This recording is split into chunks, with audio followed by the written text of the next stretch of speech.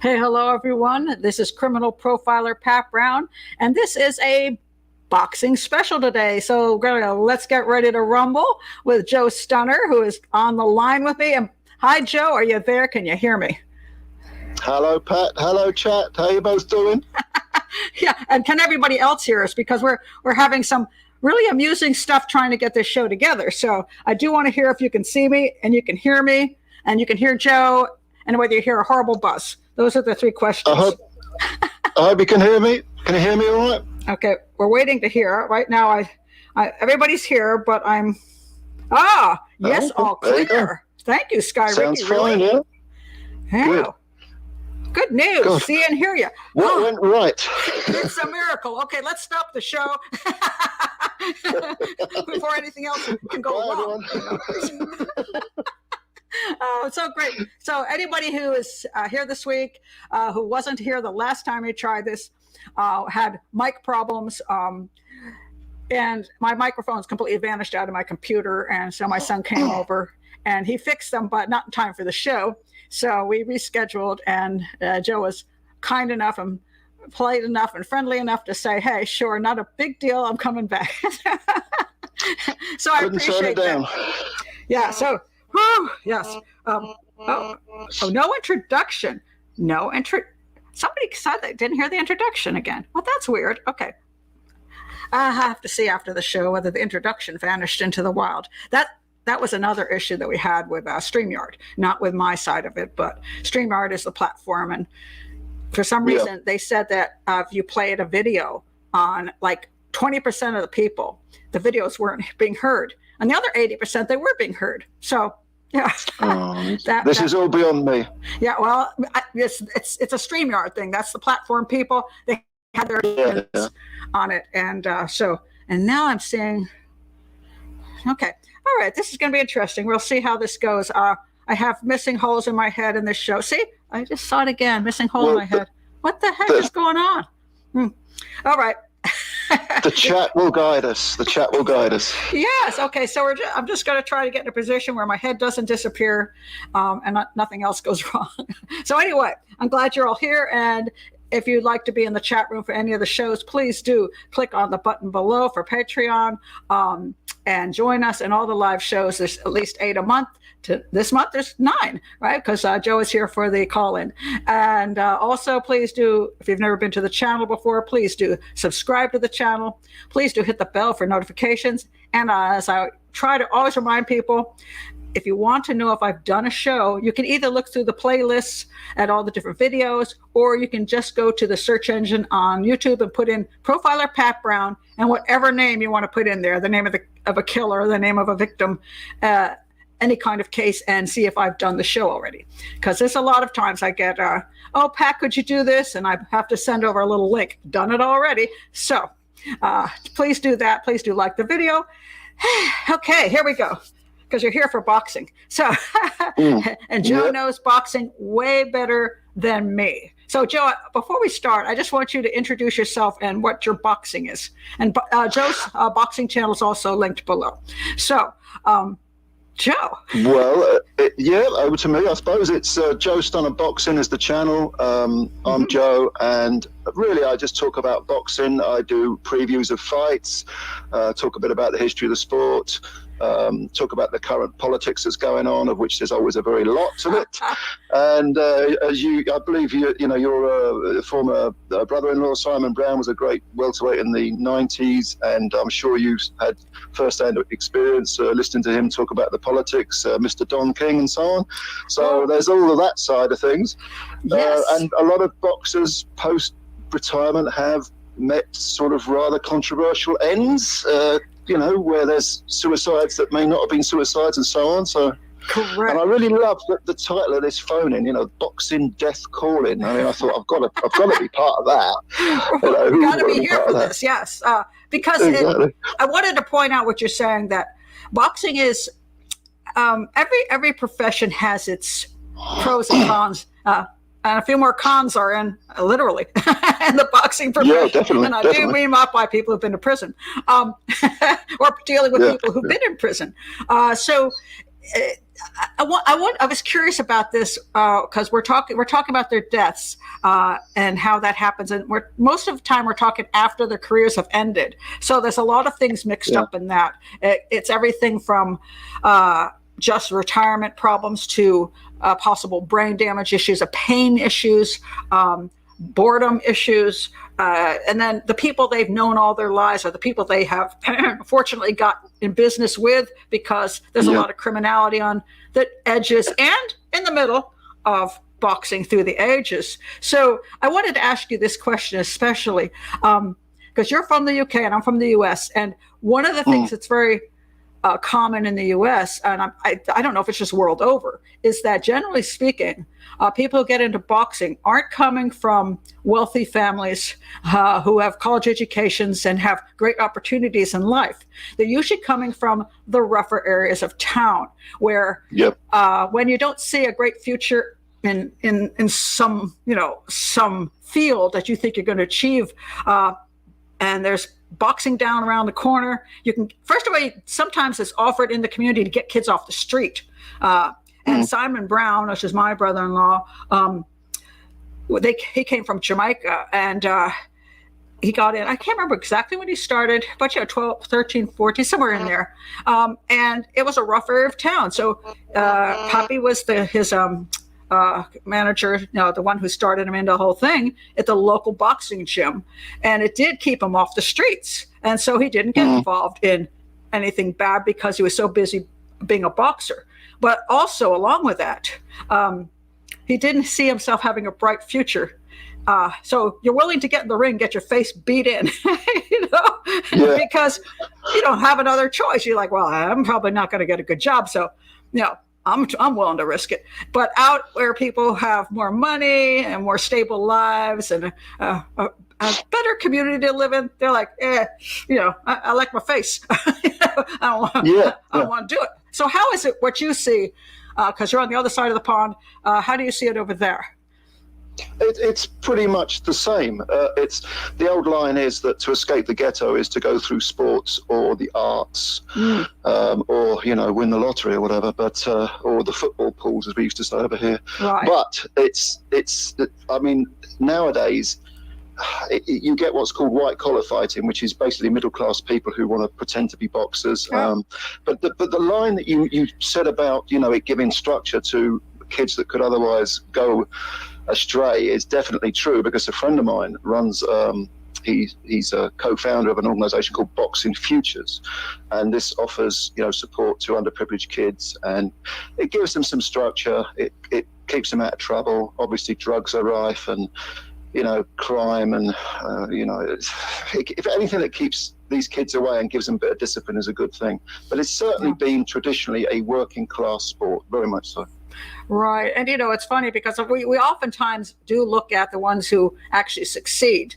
But in reality, most of the kids who take this up, become teenagers, they don't get very far in boxing, so eventually they just weed it out. They weed themselves out, and they indeed might not be much better off in the long run, because they're not going to make it. And when you have somebody who does, like my brother-in-law, I mean, he became a fine amateur boxer, and then he went pro, and he did great, and I think he got 2 or 3 world, belts, and he was managed by Don King, which is, what can you say? But before we go, I want to talk I just want to mention this because just to understand people, when you get into the boxing arena, not just the actual ring, but the arena where people are managing you. And for a lot of history of boxing, it has had some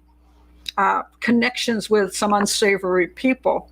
And I think it's really Don King. I love this article I just pulled up. It's called "Never Forget Don King Killed 2 People." Yes, spent less than 4 years in prison before becoming the biggest boxing promoter in the world. And people do forget that. And So I was looking at the article because I was never a fan of Don King at all. No. But what happened was he apparently, when he was younger, he was pretty big in the numbers racket. So he was, that's right, yeah. Criminal gambling. And some guy supposedly tried to rob them, and he shot him, but he shot him in the back. So it was a little questionable there whether that was self-defense. And he got off with a self-defense plea on that. Then another guy, and he got an argument over money, and apparently stomped the man to death. And he could have gotten a life sentence, but he got less than 4 years. And when he got out, he started working in boxing promotion, and he's been sued by pretty much everybody who had the energy and the money to sue him. I mean, all the big fighters have sued him because for fraud and for ripping them off. And I would say that was probably. Shall I give you an example? Huh? Shall I give you an example of how King treats his fighters? Oh, I mean, please this do. is just one example. One example. All right. There was a very famous heavyweight boxer in the 80s and early 90s called Frank Bruno, a British boxer, and the American champion, who was managed by King, a guy called Tim Witherspoon, was brought to Britain to fight Frank, and he actually beat him. He knocked him out in the 11th round, and his purse for the fight, Witherspoon's purse, this is, promoted by Don King and managed by Don King's son Carl King, was $1.5 million. And Witherspoon, after quote unquote deductions and so on, took home $33,000 out of a $1.5 million purse. Wow. So that kind of says it all regarding Mr. King. As far as killing two people goes, the first one, like you said, was considered justifiable homicide. I'm putting little quotes in the air. Yes, absolutely. No, we're not going to get sued, not by Don anyway. He's 91 and still goes. Yeah, exactly. But the second guy, he kicked him to death, and the guy owed him $600, and Don was a street guy and got him on the pavement and gave him a good kicking, and the guy died. But he studied every book he could get hold of regarding law. And I think he was out within 4 years, and I think a lot of people eventually petitioned for him to be pardoned, like Jesse Jackson. He was pardoned, others. Which I find amazing. I don't understand pardoning somebody who's guilty. Yeah. What? Because they pardoned a guy who was basically a criminal before he became a boxing promoter, and a criminal after he was a boxing promoter, and a two-time murderer. But hey, here's a guy to pardon. I'm like, who paid that guy off?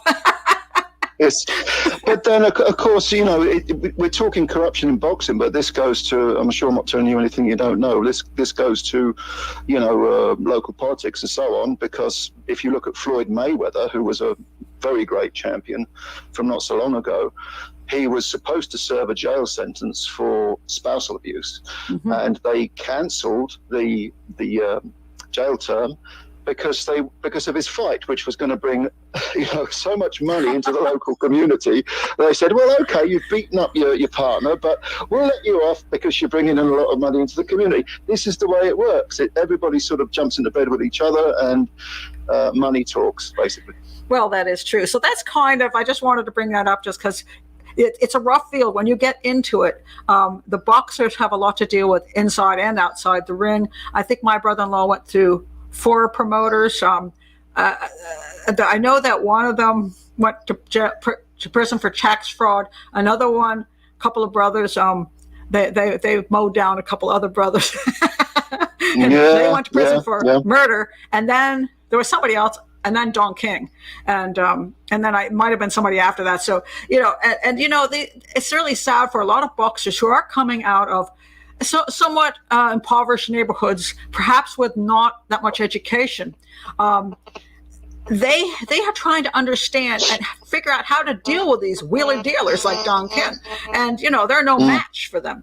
So a lot of times they do get ripped off. And as far as taking a dive, for example, that's always a thing in the industry too. It's like, who's controlling things and who decides when maybe you shouldn't fight as hard as you could fight, and if you don't fight as hard this fight, we'll give you a better break later. That's more from the days that predate Don. that would go back to if you're talking about the US. Joe, I would disagree. I would disagree, and I'm just going to disagree from what I believe is personal knowledge. But anyway.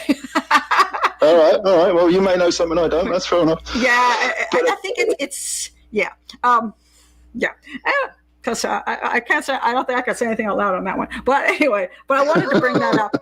And before we got some really interesting cases, which, as you point out, are they suicide? Are they accidental? Are they homicide? But I wanted to point out a couple of simpler issues of people who've been killed, which are clearly homicide, for example. The reason I want to point that out is just because when I talked about where people come from, right? So, for example, as I pointed out, this is my brother-in-law. This is Simon Brown.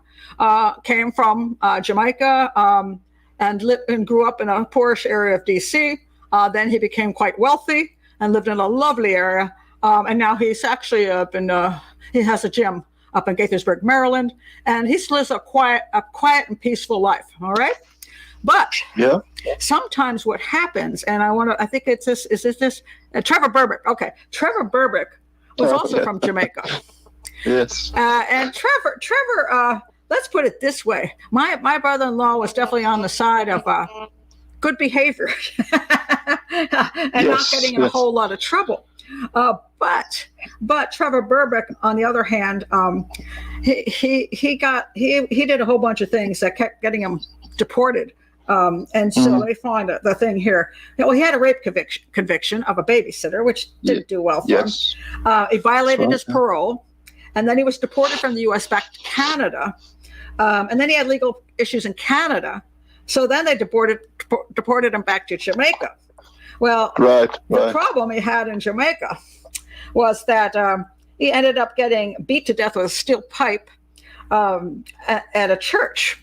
But the person who beat him to death with a steel pipe was his 20-year-old nephew, Harold Berbick. And so one of the things that happens, and Jamaica's a rough place, and we come back as a hero, which he did to Jamaica. Simon Brown, also my brother-in-law, when he went down after one of his title championships that he won. I mean, they had a parade in his hometown. He came from Jamaica, and everybody was very excited. But you're also a target because they think you have money. And so you're rolling around there, and people, sometimes what will happen is certain people will expect you to give them money, or they want what you already have on you. And so I don't know what the whole issue with Berbick is, but, this can happen. And the saddest case of this, hold on a second, let me find him, is not Gatti. Oh, I'm trying to find my guy. Where'd my guy go? Hold on a second. I got to find him. Okay. Hold on. He went missing on me. Where is he? There he is. Vernon Forrest. Vernon Forrest. Do you remember Vernon Forrest? Vividly, yeah. Yeah, he was considered one of the nicest guys. The nicest guys. Was, yeah. Had a wonderful reputation of being a gentleman, very kind, always wanting to help people and all of this. And the mistake, I think this is what happens, is he went back home to where is he from? He's from Atlanta, Georgia. Was it Georgia or Florida? I always can never remember. I think it's Atlanta. I think he was from Atlanta, Georgia. Oh, okay, yeah, it was the Atlanta area. Correct, you're correct, Joe. So, and this is what happened was, so he goes out one night. He's driving late. It's 11 o'clock at night. He stops at a gas station. And he stops at the Atlanta neighborhood of Mechanicsville. And I actually looked up Mechanicsville because, what went straight to my head, Joe, was why was he in Mechanicsville? What kind of neighborhood was it? And it turns out, here it is, Mechanicsville, the most dangerous neighborhood in Atlanta, with a very violent crime rate, with lots of gang activity. Yeah. Now, he was not involved in that stuff, but he probably, going to grow up someplace. That's where family is. That's where cousins may be. Nephews and nieces. You know what I mean? There's people in the area. And you go back to see those people. He had with him, I believe, his godson, 11-year-old godson. But he drives in Mechanicsville, which is a terrible area, in a Jaguar, which, either is going to be a drug dealer car or somebody Yes, who's well known. And he drives in there, and he's got his, very nice gold watch on his wrist. You know what I mean? Expensive stuff, Rolex. And he gets out, and he's coming back to his car, and he gets shot dead. And so it was a robbery. But, it's one of those things where here's a great guy. But, if you come from an area and you go back to visit the area, you can set yourself up as a target, and be doing nothing wrong at all. And he wasn't. But a Jag and a Rolex, and you're who you are. You're a target. I think in the case of Vernon, I think what happened was he was putting some air in one of his tires, and some guy came up with a gun and said, "Give me your watch," or whatever it was. Right. And then he ran away, and Vernon had a gun in the car and took it out and pursued the guy, and they got into a gunfight, and he was shot dead. I believe that's how it was. Let me I think what happened was, yes, he was armed. He fled. So his guy robbed him at gunpoint. Yeah. Then he was armed, and yes, he probably shouldn't have fought back, but he was being robbed. Yeah. And he was carrying a gun, which is interesting because he probably was well aware that the areas he was going into were indeed dangerous. And I don't think he was involved in anything bad. You know what I'm saying? This is not a case of, not at all. Somebody finishing up a boxing career and then saying, let me get into drug dealing. It wasn't like that. And it's just super sad because, say, where you come from, a lot of times people say, well, don't forget your neighborhood. It's like, well, yeah, but, sometimes going back to the neighborhood is a little scary. Get you killed. Yeah. Because you're not part of the neighborhood anymore. You're that person coming in with the money. And I know that when my ex goes back to Jamaica, one of the problems is he is an American now, right? But he still has a Jamaican accent and all that. But they know he's a returning Jamaican, but from America, and there's an immediate assumption he has money. Yeah. He's been stopped by police and had shakedowns because they're like, hey, rental car, hey, guy from Jamaican guy from America, he's got to have money on him. So, you stand out in that way, and it can be a little bit, fairly scary stuff. But these are the what I call the ones we know are homicides. So we're going to get to the ones which are more questionable. So supposedly more questionable. Some of them I don't think are questionable, but people do like to sort of, as you put it, they're grifters, and they like to sort of make out that certain suicides were not that is suicides. True. Well, let's start with one that I find kind of interesting. The big one we're going to do, of course, is your UK guy, Mills. Because that's going to be the big one here, guys. So don't go anyplace. So I want to have that as the big part of the show. But I did want to mention Sonnie Liston, because Sonnie Liston was such a huge name in boxing. The early days of Sonnie Liston, and let me see if I can find Sonny's. Is that a picture of Sonny? There he is, looking all dapper in his very nice suit with his wife, and he had one hell of a career. But then one day he was at home. I think his wife was out of town, and she called and he wasn't answering. When she got home, she found him in the bedroom lying there in his underwear, I believe, and dead for like 6 days. And the question was, what did he die of? And like you point out, there's a lot of theories on that. One is it was a mob hit. And people love to say mob hit no matter what, but that was definitely one of it. It says here, the nature of Liston's death, quiet, relatively unbloody, and exceptionally murky, does not fit with the typical image of a mob hit. But what did they actually find when they got there? They found, let me see if I can pull it up, what they found. Wait hold on a second, I'm going back here. Okay, where is it? Long article, apparently. So, okay, where did I do with it? Where's the death part? Okay. Mysteries. Oh, the mystery. Let's see. Okay, let me go back here again. Strange circumstances. What are they? Come on, tell me. They mentioned this. Here we go. Wait a minute. All right, I found it now. So his wife comes back, and she finds him on the floor, and then she calls. Now, this is kind of interesting here to me. So The doorstep was cluttered with a day's worth of unopened milk bottles. So he, obviously had answered the door. And then some of the windows had been left open, but it still smelled really bad in there. And the search was that they found a small bag of marijuana and a glass of vodka alongside Liston's prone corpse. He was wearing a T-shirt and boxer shorts in a state of decomposition. And then they found a small amount of heroin in the kitchen, but no syringe. The kitchen was spotless except for a penny balloon on the counter, which is used for transporting narcotics in. And it said it was well known that Liston was a part-time user. Now, the reports, though, of his death say that there were fresh needle marks on his arm. But, and Geraldine has said, that's the wife, that her husband, she's disputed he ever used drugs. He never used them. But here's the thing. After she found him, she called the lawyer before she called the police, which is interesting. And the question and this is what will happen a lot of times, is that he was having severe pain and other things. So this sometimes leads people into using medication like drugs. But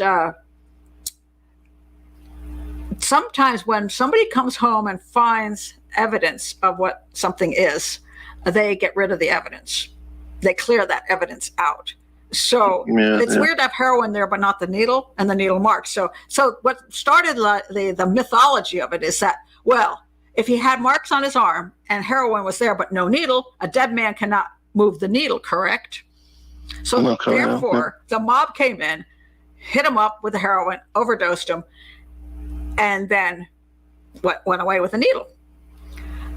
But that's pretty unlikely. That's not really, first of all, there's no evidence that there's in trouble with the mob. There was no evidence that this is just not really a mob style. They actually didn't find that it really overdosed, so I think it was combo of heart trouble and other things. But I think it's the possibility. What do you think, that the wife came in and maybe have to talk to the lawyer? If I had to guess, I'd say that there's nothing to do with the mob. But I think the reason people mention the mob is because very early on in his life, I mean, Sonny had an appalling childhood. He never learned to read and write. He was beaten by his father. He was an incredibly imposing figure. I mean, a real beast of a man. And before he took up boxing, he was in trouble. He was in the state penitentiary, Missouri, I think it was. And he was basically he because boxing, predating Don King, we're going way back now, was mob. Not completely mob controlled, but the Lucchese family were I think Blinky Palermo was involved, and Sonny was basically an enforcer for some sort of mob guys, and so everybody always that shadow always followed him throughout his career.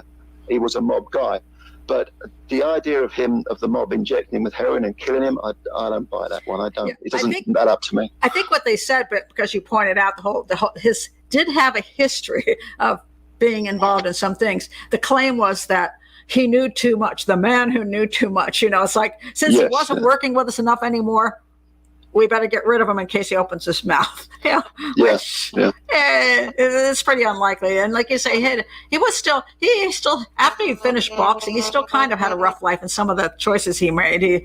And again, it's tough to retire. When you're retiring, he was only 40, so wasn't he 40? He was really young, actually. Well, no one knows his exact age because his birth certificate never existed. No one knows his exact age. Some people say he was close to 50, but we just don't know. Oh, interesting. But he the one stable in his life was his wife Geraldine, and they were very, very close. And she said that behind the scenes he was a gentle guy. There was no spousal abuse going on, and he liked kids and everything. But I don't know. He seemed to me to be a sort of man child. How would she have killed him? Oh no, she didn't kill him. No, I don't think she killed him. Well, there are those. So the Gatti murder the Gatti death. Before I get to the Gatti death, I want to mention this guy. Let's see if I can find the right picture. Arguello, Alexis Arguello. Alexis Arguello, that's a sad case, yeah. Yeah, you want to tell anybody you don't know his history? Well, he was from Nicaragua. He was a brilliant fighter, a 3-weight world champion, and an absolute gentleman outside the ring, always respectful to his opponents. He was very heavily into politics with the Sandinista regime. He ended his life by committing suicide by shooting himself through the heart. And no one really knows exactly why. He suffered from depression. Some people have said that there was some sort of political involvement. I don't know. Again, this is all conspiracy theory stuff, and I'm not big on conspiracy theory. I actually thought about this. So when people come up with concepts, sometimes they're not unreasonable concepts, even if they don't pan out. Yeah. I've spent time in Nicaragua. I was in Managua, and not when the Sandinistas were in business, but I went down there. I forgot how many years ago it was, but I had a great time. I had a great time there, and I loved Managua. But politically, it's a little bit rough. You know what I'm saying? So when he was there, he apparently really wanted to do good things, help children, that's why I like the Sandinistas at a certain time, because he wanted to help the poor.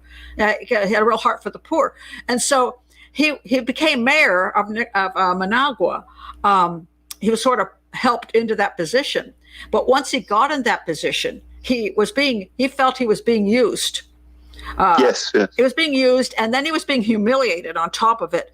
And I think this was this low point where he just felt like nothing mattered anymore. It wasn't going to accomplish anything. He was being humiliated, and he lost faith in the politics that he was trying to fight for.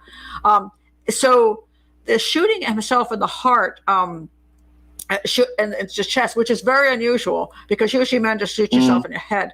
So a lot of times it's more of a female thing, because a woman doesn't want to mess her face up.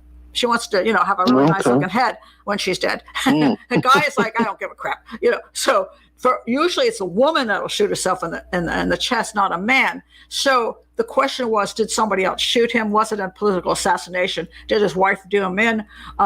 Or she got fed up with him. The wife does say she believes it is a suicide. His kids do not believe it's a suicide, so it's interesting. But there was gunpowder residue on his hands, so he was in contact with the gun. Of course, somebody could have placed it in his hands, that kind of thing. Somebody could have pointed a gun at him, and he reached to grab it, and it went off. So, is there some slight possibility it wasn't a suicide? Slight. Well, slight. If you put a gun to my head, I'd say no, but it's possible. It's feasible. Well, yeah. I mean, there's the chances of it not being a suicide are fairly low, but I can see just a little bit because of the shooting here, and the political things, and just other issues. So I can see why people say, it could be something else. But he was severely depressed. I mean, there was definitely a lot of stuff in that direction.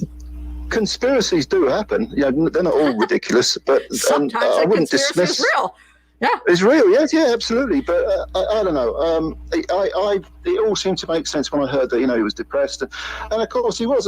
It sounds funny, when you consider what a brilliant boxer he was, but he was a very sincere and sensitive guy. Right. And if he felt betrayed by politically, and that he was being ridiculed or whatever, it could have got to him. I don't know. I'm not really buying into the idea of any kind of skullduggery, really. Well, I personally, I mean, only because I was in Managua and I know a little bit about politics down in Nicaragua, did I entertain it at all. But then when I read more about it, I'm like, I'm going to say, especially since he became very, very upset about what happened after he became mayor. Like, he had finally been able to get something in his life that was good. And then it all went to hell. Not through his fault, but through the politics. And I think that it took away, I think, the last thing he had going for himself that he felt good about. And that's why I lean towards suicide in that, because I really feel like his head was definitely in that direction. And another one I want to mention before we go on to the big one would be Gatti, Arturo Gatti. And I did a show on this. I have the link is below for this show. So I did a twofer. So there's two different cases in that show, because the wives were suspected in both of these cases. And so Gatti's wife was she was originally considered that she had killed him in Brazil. And then they did their investigation. They came back with it being a suicide. And it's a very strange case. I would show the basics of the case. I would put up the crime scene photo that I used, but they demonetized me when I did that the last time. Yeah. So I'm not going to show it here. You can go there. I'm already demonetized. So the crime photo stays there. But it's a fascinating case of because it doesn't look like a suicide. It looks like it's more likely to be a homicide because he was found laying on the floor. There was blood. They thought, oh, for sure, she whacked him over the head. She tried to strangle him with a strap of her bag. There's no way he hung himself, and all this happened. So they actually, the Gattis, they got together a huge team. Like Cyril Wecht was part of the team, and they got big people, and they spent like 10 months. They actually made sets with dummies and everything to prove stuff. Yeah. And they claimed that the police, jumped to a conclusion too quickly. It took them 10 months. Well, it took me 3 hours. So I'm going to say that family spent a whole lot more money than it should have. I could have saved them a bundle, but they were wealthy. So, when you have a lot of money, people are willing to step in and really work hard for many, many months to get the answer you want. And that's what they did. And so the Gatti family still thinks he was murdered. I think it was a suicide. And I think I proved it in that video that's below. But just to mention before we go on to the bigger one, he was severely depressed also.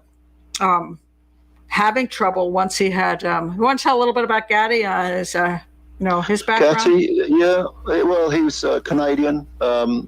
He, again, I'm 55, and I cannot offhand think of a more exciting fighter in my lifetime. He was incredibly exciting to watch, win, lose, or draw. And he wasn't the best, but my God, it was every fight of his was like the greatest individual round of boxing I've ever seen. Arturo Gatti was involved in that. Oh my God! But he actually retired eventually after a couple of sort of aborted comebacks where he basically got beaten, and he was murdered or committed suicide, whichever you want to go with, in Brazil. And as you said, it was he supposedly hung himself with the strap from his wife's handbag. Right. His wife was her name was Amanda Rodriguez, if memory serves, and she was found. I think she was arrested. I don't know whether she was found guilty. No, she was arrested. They originally thought so. It was a very strange night. There was a lot of beating. He beat her that night in public. Literally beat her. Yeah. There was like I don't know how many witnesses that he beat the living crap out of her in public. So there's this whole story that goes with it. But he was abusive. He was also, a great guy when he wasn't abusive. He's one of these guys that, the Jekyll and Hyde thing. It's like he's the sweetest guy when he doesn't drink. But once he drinks, turns into that mean as hell. And the Brazil trip was to try to get them back together. That's right, yeah. But we have to emphasize one thing, and that is that especially if you have a style like Gatti's, where he was in all sorts of wars, because people don't suffer visible brain damage, they don't have a bleed on the brain, for example. Because of that, people think, they retire, they're out of the woods. They're not, because the accumulative effect of if you're in a real war in a boxing ring, it's the equivalent of being in a car crash, and you're concussed, and you can go home and be concussed and get up in the morning and you're still concussed. It's not really registered. But if people who retire will suffer later on in life from mood swings, there's neurological damage that hasn't been noticed or treated. Right. And Gatti, I would guess, it's only a guess because he was only 37 when he died, but he was definitely suffering from something like that, which would explain the sort of Jekyll and Hyde character. That's interesting. I have a question about Gatti then, because depending on who's doing the fighting, and I remember this, I remember two fights with my brother-in-law, Simon Brown. One fight was where we were ringside in D.C., and his family was there, his sisters. And no, I take this back. We weren't ringside. That was the problem. Normally we were ringside, but somehow somebody screwed up, and we're like, "What the hell are we doing way back there?" You know what I mean? Far away from the ring. And, and let me tell you something, folks. If you want to see a fight, you either want to be ringside or you want to watch it on TV, because every other seat in the place is a waste of money, in my opinion, because you can't see what's happening. So what we saw was it went round after round after round, and it looked from where we were sitting that Simon was being beaten senseless. We just saw this guy on him, bam, bam, bam, bam, bam. You know, it was on and on. My sister-in-laws were crying in their seats. They thought he was being decimated. The fight ended. He won on all cards. my brother-in-law, and we're like, say what? Because we didn't see him even hit the guy. Afterwards, his face was clean as a whistle, and the other guy was an absolute bloody mess. So what was happening was he was ducking, and he was ducking. And so he was hitting the guy, and the guy was actually not hitting him. And and then another fight he had was, he was fighting in Jersey, and this guy was built like, like a rock, just like a wall. He had no ability to fight at all. Simon must have hit him, 100 times around type of thing, just beating him. But he wouldn't fall down. The guy would not fall down no matter how he. So it went the whole fight. This guy didn't fall, but he must have been hit in the head, God knows how many times. And after, Simon won the fight just on all cards, and every round, just couldn't knock the guy out. And the father, who was also the guy's manager, comes up after the fight. This was, I can't remember when this was, but he came to Simon's manager and he goes, "We want a rematch." And Simon's manager said, "What kind of father are you?" His son's getting brain damage in there.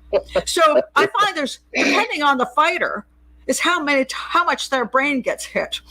How many times they, So that's why I was curious with Gatti. Was he? Did he get hit a lot, or what was his situation? Oh God, yeah. Oh God. Look, if you want to understand Arturo Gatti after this show, anyone in the chat or yourself should go and watch the 9th round of Gatti's first fight with Mickey Ward, the Irish Mickey Ward. Right. The 9th round of that fight sums up Arturo Gatti, and for that matter, Mickey Ward. But it's literally an unbelievable action, and it's like I say, it's the finest round of, or the most exciting round of boxing I think I've ever seen. Wow! I know I'm going to run. I actually have not seen Gatti fight. I've seen a lot of fighters, but for some reason never saw. I don't know. Even when I did the show, I guess I forgot to watch him before I did the show. Yeah, he was the type of guy who would, and on many occasions, he would be on the verge of being knocked out himself, and would land one punch and knock the other guy out, and he would be cut to bits. There'd be blood, cuts above his eyes, and you cannot understand Gatti's career and not think that he suffered some sort of lasting neurological damage. Interesting. And he's not the only one. Oh God, no. I mean, it's one of the downsides of boxing. Let's face it. I mean, you take your risks going in there that about the kind of injuries you're going to suffer, and if you're lucky, you make a lot of money and have a great time before you have brain damage. It's like, well, almost no boxer makes money. Long term, any real money. Very, very few boxers make real money. That is true. And they lose it easily as well. Simon did, in spite of the problems with King, and he's not well off now, mind you, because of things that happened with King and other issues. But he did have his time, where he had the big house and the Jag and the Mercedes. You know what I'm saying? Certainly in my family, never had. We were more slaves, shall we say?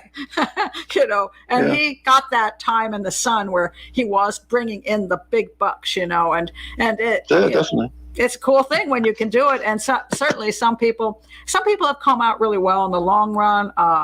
Have been smart as far as they got out of the ring, and they had good business skills. I think George Foreman is one of them. Has done real well of business after the fact, and so there are those who maintain their millions and continue on and do quite well. But then, like you said, the majority, it isn't such a sweet ending. So it's not quite that easy. Yeah, it's what It's an exciting thing. That's all I could say. I miss the days of being ringside, and when I used to watch Simon, how they come in through the corridor and they got the music playing, and of course it was Jamaican music on our side, and he'd come in, dun, dun, dun, dun, dun, dun, like the Rocky thing, and with all the people around him, it's super, super exciting. It's hard not to find that a really fun time, and for him, stressful, of course, but also exciting when you win the belt. I mean, it's something for a boy that comes from a little tiny town in the mountains in Jamaica, where you're tending your goats and cook and planting yam. Who would think you get to be this? You know what I'm saying? And you get to be a champion. You get to live in a great house, and of course that's what inspires so many to go into the field. But when you get in there, it's not an easy road. It's a fight in the ring and outside the ring, and it's a fight when you retire, because what happens after you retire? Who are you? How do you survive? What do you do? And all of that. But before we get to the Mills, I want to do Freddie Mills, but I just want to check on the comments because I've ignored everybody because you're so interesting. So thank you. Aunt Deanie says, love my Foreman grill.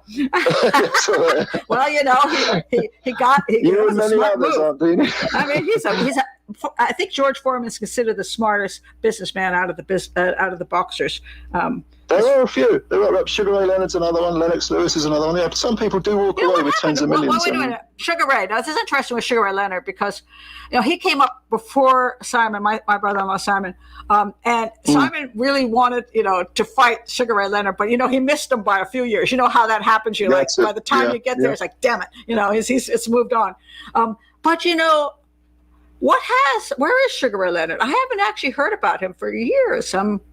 He'd be in his mid-60s, I guess now, maybe pushing 70. But he had a very successful career, and he saved lots of money. He actually, the reason he had a successful career is that he got on board a lawyer called Mike Trainer, and he avoided signing so he avoided signing long-term deals with any promoter. And he was a gold medalist in the 76 Olympics, which meant that everyone wanted to sign him. But he said, no, hang on a minute, I'm doing it my way. And got himself a lawyer, and that's why he kept his money. That is very unique. I mean, I do always remember, I'm trying to remember back to, now, of course, he comes from my area of the neck of the woods, he's a Marylander. And he does have there were a Sugar Ray Leonard gym in the area and all that. I think I went to his gym once because I actually did take, I've done a little boxing myself, not in the ring, on the heavy bag, speed bag, with the mitts and stuff, that kind of crap. So he did have gyms in there, but I just wondered because I just haven't heard much about him in years. And now I'm going to have to go Google it and find out what happened. But you don't hear anything bad about him. So I think maybe no news is good news. Yeah, maybe he was really a successful person in running his career correctly, and then retiring correctly and just having a good life. I'll have to look that up because it's kind of fascinating. Because I've forgotten about him. I know, not his history, not his career, but just. Where is he? Because you don't hear anything, but that's pretty cool. Well, again, that's a good thing. He's probably just, the ones that you don't hear about are usually the guys. They say, the forgotten star and all this, but a lot of them, maybe not a lot of them, but some of them do walk off into the sunset with their money, and they just enjoy their lives. That's good. Well, I'm a big fan of Ken Norton. Just because, yes, Ken, yeah. Yeah, and I have to always tell this story just because it's unfortunate, but. Handsome fella. No, I saw Ken Norton in the ring, and then I went to see the famous blaxploitation film called Mandingo. Yes, and, that's it. Yeah. And at some point in the film, he is enticed by the slave owner's wife. I was by the way in a theater in D.C. which had balcony. It's one of the oldest black theaters in Washington D.C.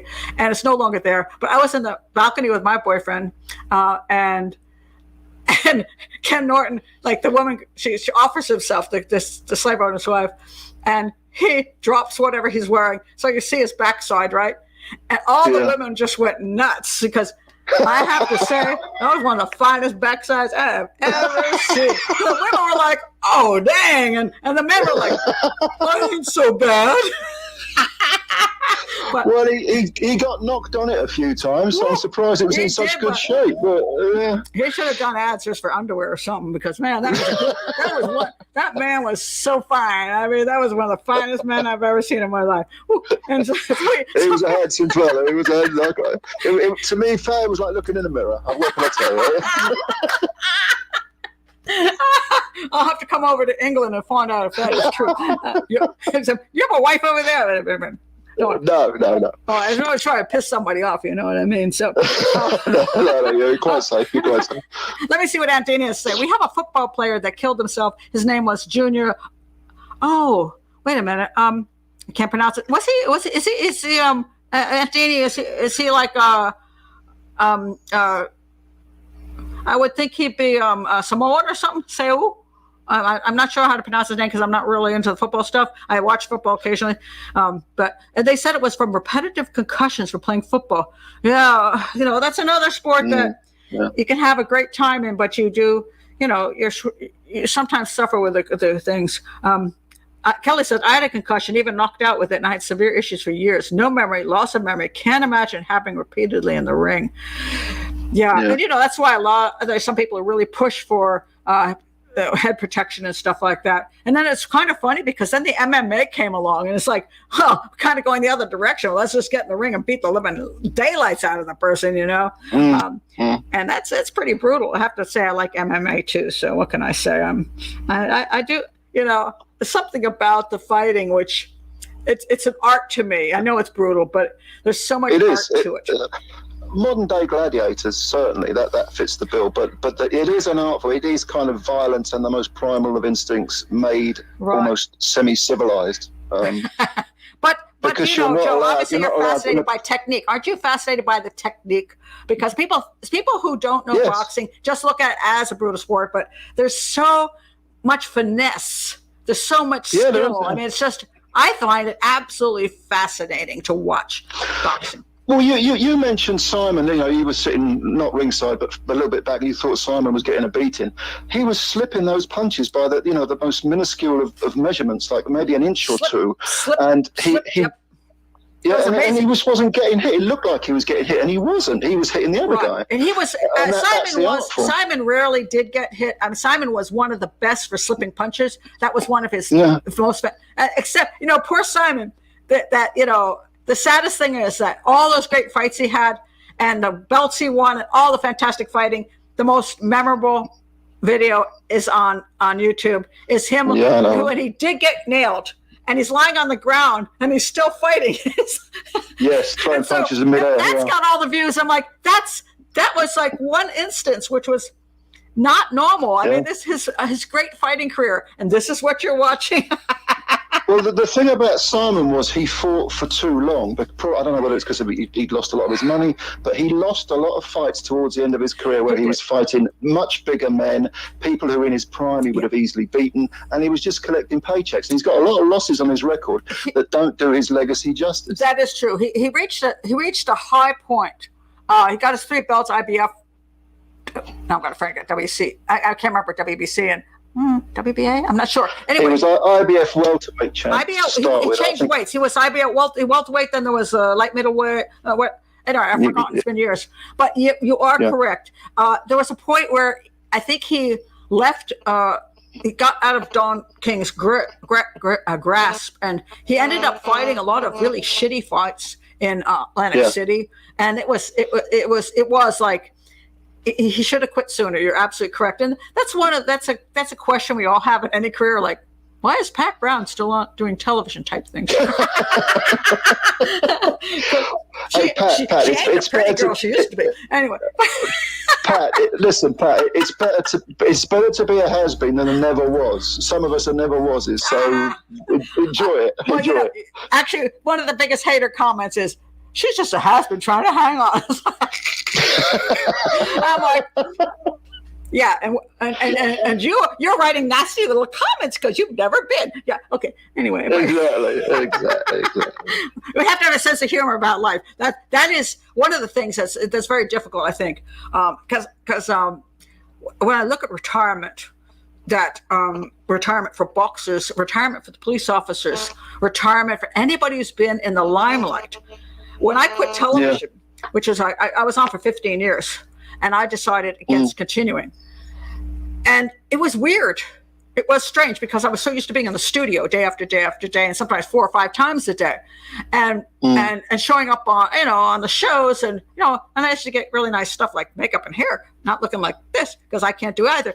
But and I was thinner. Anyway, so but when you stop, your whole life, that life stops.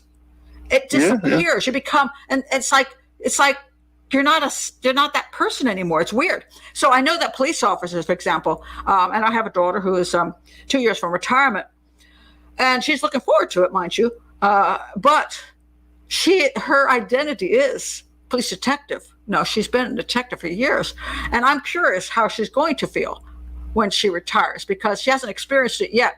But I have a brother-in-law who did, and it took him quite a while to go from being a police officer to not being a police officer. It's just suddenly you're just not the thing you were for all those years. And so for boxers and people on television, people who've been in limelight situations, the adrenaline rush that's constant, the amount of people around you, and suddenly it's gone, and you're just left by yourself.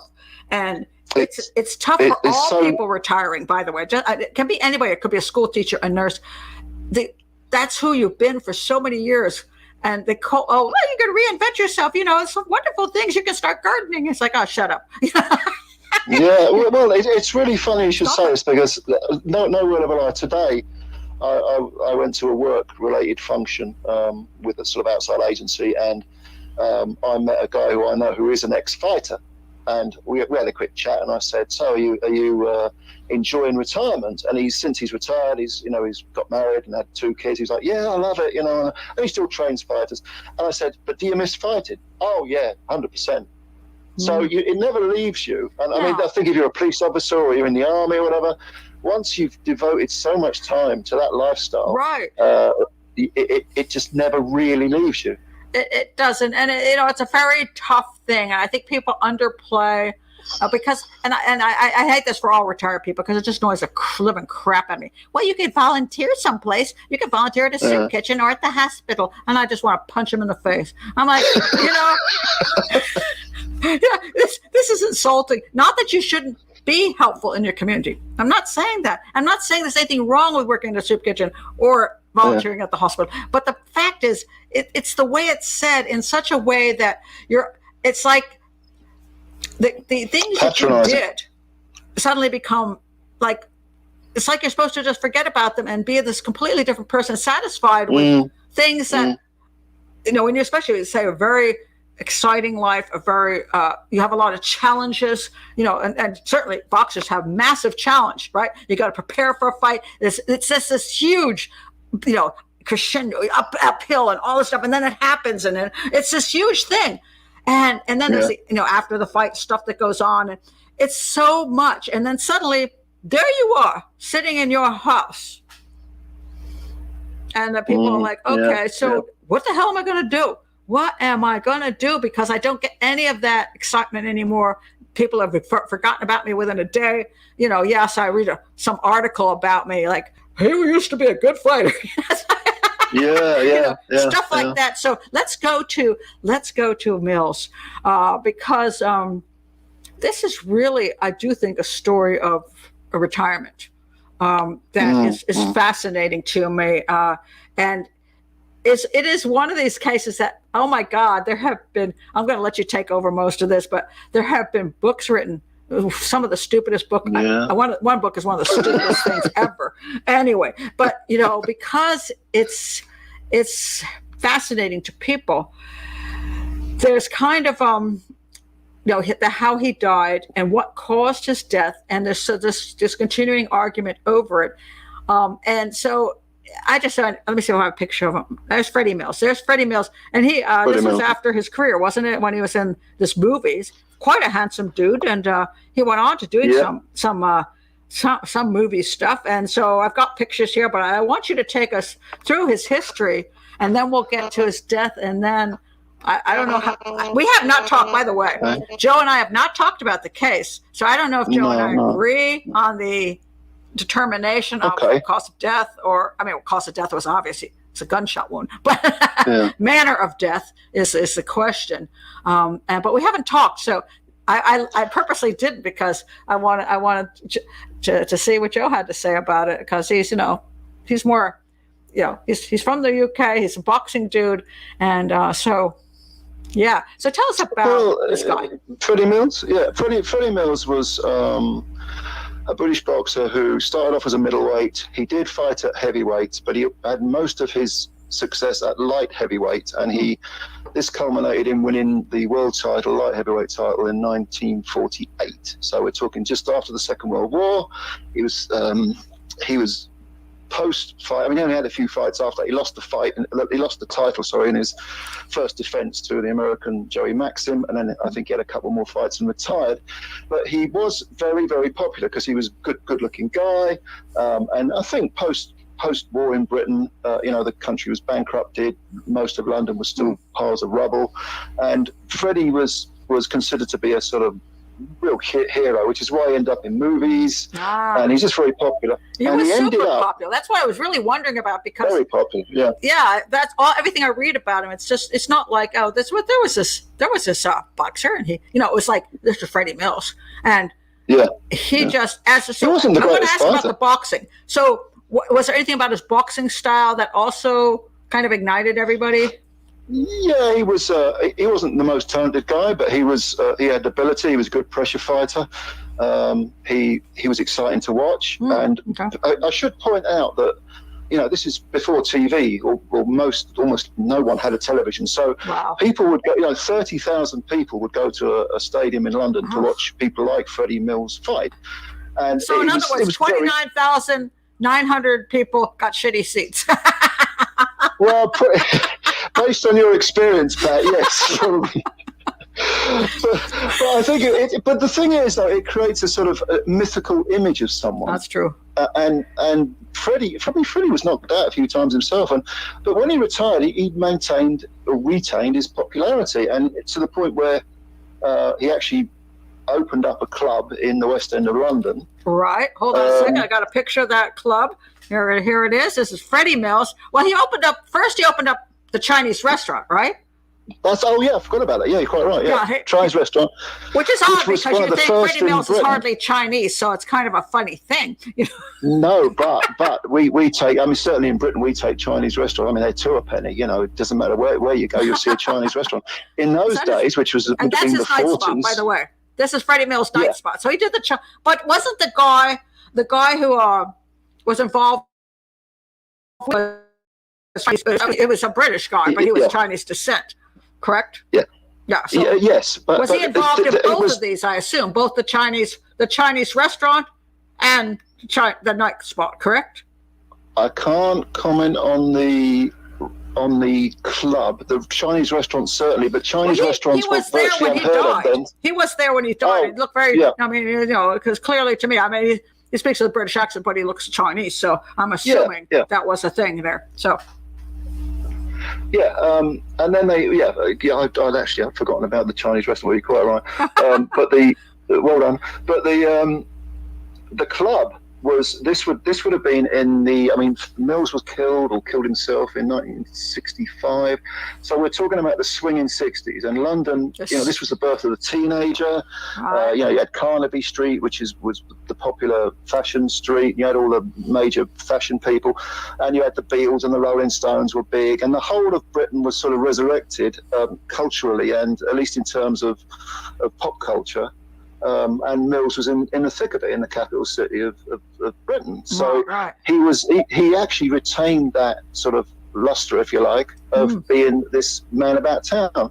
But as we know, in the 1960s, a lot of the gangland or the underworld figures, including the Kray twins, like who were these probably guys. the most famous. Are those the Kray twins? On your screen? And Ronald and Reginald Kray. Let me have a look. Let me see. I'm a little bit. Oh, there. Yeah, there's Ronnie in the front and Reggie behind. All right. That's the Kray twins. Yeah, the insane Ronnie up front. Wonderful reputation. Oh, they did. And to be in, I mean, the Clay twins. I'll just quickly tell you something about them. They were what we in England might call thieves ponces, which is a slang term meaning that they didn't actually do any bank robberies themselves or anything like that. They would actually find out. I thought ponces were like pimps. Yeah, that would be one form of it. Wait a minute. The night spot, as far as I know, this was a thing I heard, that Freddie Mills thought he was just going to have this nice nightclub, but apparently somebody there, and the women that were helping out at the nightclub were actually prostitutes. And that was very common. That was very, very common. Very common. Right. I mean, they called them hostesses, but really they were prostitutes by another name. We have, what is it we call it in the United States now? The girls that, it's funny because it was true with Tiger Woods. He would like go to these clubs. I forgot what the girls were called now. Oh, Jesus. But they supposedly sit down, they chat with you. It's also very popular in Hawaii. They have the Korean girls, because it was kind of run by the whole Korean Chinese mob over there. And they would drink with you and get you to buy drinks. And the idea was that, they were just chatting with you and getting you to buy drinks. But, come on now. It's prostitution. You can't lie. Let me. I don't know if it works. Probably does work like this in America, but in Britain, certainly in those days, and right up to I'd say the mid '80s, you could get into a club for maybe £1. But if a girl would come and sit with you, and she would be a hostess or an escort, whatever you want to call her, she'd sit down and she'd say, "Do you want to buy me a drink?" And she's pretty, so you say, "All right then." And then when you get the bill, that drink cost you £50. You see, so it's the old, it's free. And then if you don't pay it, people come out of the woodwork and start persuading you to pay it. The only reason I say this is because I had an experience, when I went to Hollywood, because when I was 19, I wanted to be a model and an actress, and I was cute and hot and all that. And I got this job at what was called, it was a dance place. It wasn't a go-go place, but it was where men come and they buy tickets, and then they give girls all sit in a line, and they give the girl a ticket, and then you dance around the room with them. It was like ballroom dance, right? And you just dance with them. Yeah. And I was very pretty, and I did know ballroom dancing because I actually taught ballroom dance. So I went there because I thought I was going to be a ballroom dancer. I was teaching them, actually dancing. And I got, every time you got a ticket, you put it, they had a rubber band on your finger, and I got this really big stack the first night. And then you turn your tickets in and you get so much money for how many men you got to dance with you. Well, okay, this seems to be above board. You know what I'm saying? I'm thinking, this is cool. All I'm doing is dancing. I had my full clothes on. I wasn't stripped down. I had clothes on, and I was just dancing. And there was nothing like, nobody was rubbing up on me. I was just dancing. And I was so proud of myself. I'm like, oh, good. My dancing skills have come into use, my ballroom dance skills. I came back the next night, and the owner went like this. "Hey, come over here." I'm like, "What?" He goes, "What do you think you're doing?" I'm like, "Dancing?" He goes, "You didn't go home with anybody." I'm like, "I was supposed to?" He goes, "What do you think the men come here for anyway? You think they come here to dance?" So it was a cover for prostitution. So you dance with the guys, and during that time, the guys get to pick out girls they want to take home or take to the hotel. And so it's actually a cover for prostitution, which is what most of these clubs are. So even if it's a go-go club or it's the hostess thing, those guys know that at some point those girls are available for other things than drinking. So, yeah. Well, that was certainly true. What you've just described was certainly true in London. Just as an aside, there's a very good movie from a couple of years ago, which, if you want to know about 60s London and that type of thing that went on, it's called Last Night in Soho. It's a very good movie. And it's got a slightly supernatural tint to it, but don't worry about that. If you want to know about 60s London, it's and all the way that the young girls were exploited. It's a very, very good way. What era did you grow up in? You're too young. You missed 60s. No. 70s was my childhood and 80s was my youth. So there you go. Okay, I'm going to say 80s because you missed that whole. I wasn't quite there. I was like 70s. So I'm 10 years older than you. So 70s. So I missed the whole 60s. Whatever the hell that was. Well, have a look at that film, Last Night in Soho. I think you'll like it. And by the way, for a lot of people, we have a Soho in the U.S. too, in New York, but so it's kind of confuses U.S. people, but yeah, Soho I've been there, in London. So yeah. Okay, so watch that one last night in Soho. I should link that below. I'm going to link it below. Okay. All right, so now we got him with. What about I want to call them the cray cray. Can we call cray cray when they're crazy, like the big eyes? The cray twins, the crazy twins. Yeah. Cray cray. So the cray are they just the Cray brothers? Twins. They were twins. Yeah. There was a third brother named Charlie, who was an older brother, but the Cray twins were the most infamous ones. What is the story about? Because there's three big stories about Freddie Mills. So he's retired from boxing. So let's get this point. So he retired from boxing, but he got to do movies. He was super popular. He got married and had some kids, right? And then he started the Chinese restaurant. He's got into the nightclub business. What was his thing with the Cray twins? Or was there really that much with the Cray twins? If you've, just for the people that have never been to London, the West End is a very small place. So if you've got a club or a restaurant or anything, everybody knows about it. Right. And the Crays had a club in the West End also. It's about, I suppose it would be about 10, 15 minutes walk from where Freddie Mills had his. Okay. It was called Esmeralda's Barn. And it was a similar thing, similar thing. It was actually a gambling establishment, I think. But everybody knew each other. So I don't know exactly what went on between Mills and the Crays, but they would have known each other. They would have known of each other's locations, establishments. As far as I know, Mills wasn't a gangster guy. He was just trying to be an honest celebrity. Right. And the Crays did love celebrities. I mean, they had, when Judy Garland came to Britain, they were photographed with her. Oddly enough, Sonnie Liston was photographed with the Crays as well, and Joe Louis, and they loved fighters. They loved, and George Raft came over. They were photographed with him. So they loved celebrities, and Freddie was a celebrity. Well, so there were probably casual connections, but whether they were ever in business with each other, I don't think so, as far as I know. I think you pointed out the most important thing, Joe, because this is what drives me crazy with the people with some of the theories, is that they think that somehow he was indebted to somebody or refused to pay somebody. And I keep saying, hey, look, it's Freddie Mills. They love him. They probably let him get away with, if he was involved in something, they let him get away with way more than any other normal human being because he's a celebrity and they like him. So it's like, knocking off somebody that, you're real, is cool. Well, if he owed the Crays money, then it's certainly not inconceivable that they would have killed him. But they weren't, the Crays only in inverted commas, killed two people. One was all. Jack the Hat McBitty. Yeah, that's all. Yeah. Joe has very low standards. It's only that means Don King is a great dude. He's lovely. I love Don. Yeah, but they weren't. There weren't bodies piling up everywhere. So they weren't stone cold killers in the sense that you hear safe, with the mafia and the Cosa Nostra lifestyle. And you have to really piss off the Cray twins. Is that what you're saying? You have to really piss them off.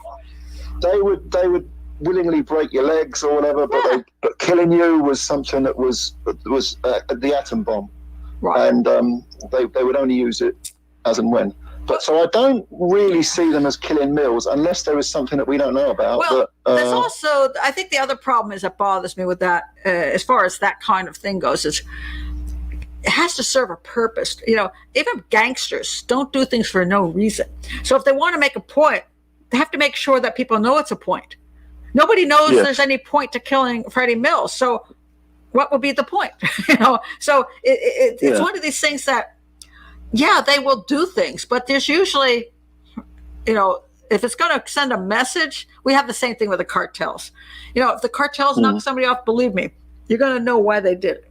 They're going to send the message. Otherwise, why bother? Because this, So I've never seen the Cray the Cray twins and Freddie Mills. That being, there's just nothing really there. That would be why he ended up. Maybe I should tell people at least why he ended up shot. So the story goes that he had this club. This is a night spot, and what he did sometimes was, he got, he was there. It was a long night, and he sometimes was tired. So he would sometimes go out around the corner behind the club and sit in his car in the back seat and take a little nap. Which, yes, that's right. All right, so it's like cops always do this. They pull their cruiser off into some dark corner and they just go to sleep. It's like I'm out here for so long, I got to take a nap. So a lot of people sleep in their cars. I used to do a lot of work with hospitals as a sign language interpreter for years, and it was one of the funny things was before COVID. Because I quit television, I went back and did some sign language interpreting, and I worked 24/7 emergency room work. And one day I worked for 72 hours straight without sleep. But I was going over to the senior center to take my art class because I didn't want to miss it. And I pulled into the parking lot. And I thought, I'm going to take myself a 30-minute nap. And then I realized, oh my God, if I fall asleep in the car here, they're all going to think I'm dead. Because it's a senior center. So I actually drove down the road into a little parking lot and pulled in the back so I could go to sleep and nobody would suspect I had died. So, you got to do what you got to do. So Freddie Mills, probably he was behind a building. Nobody was seeing him there. Probably could take himself a little nap, refresh himself, and then go back to work.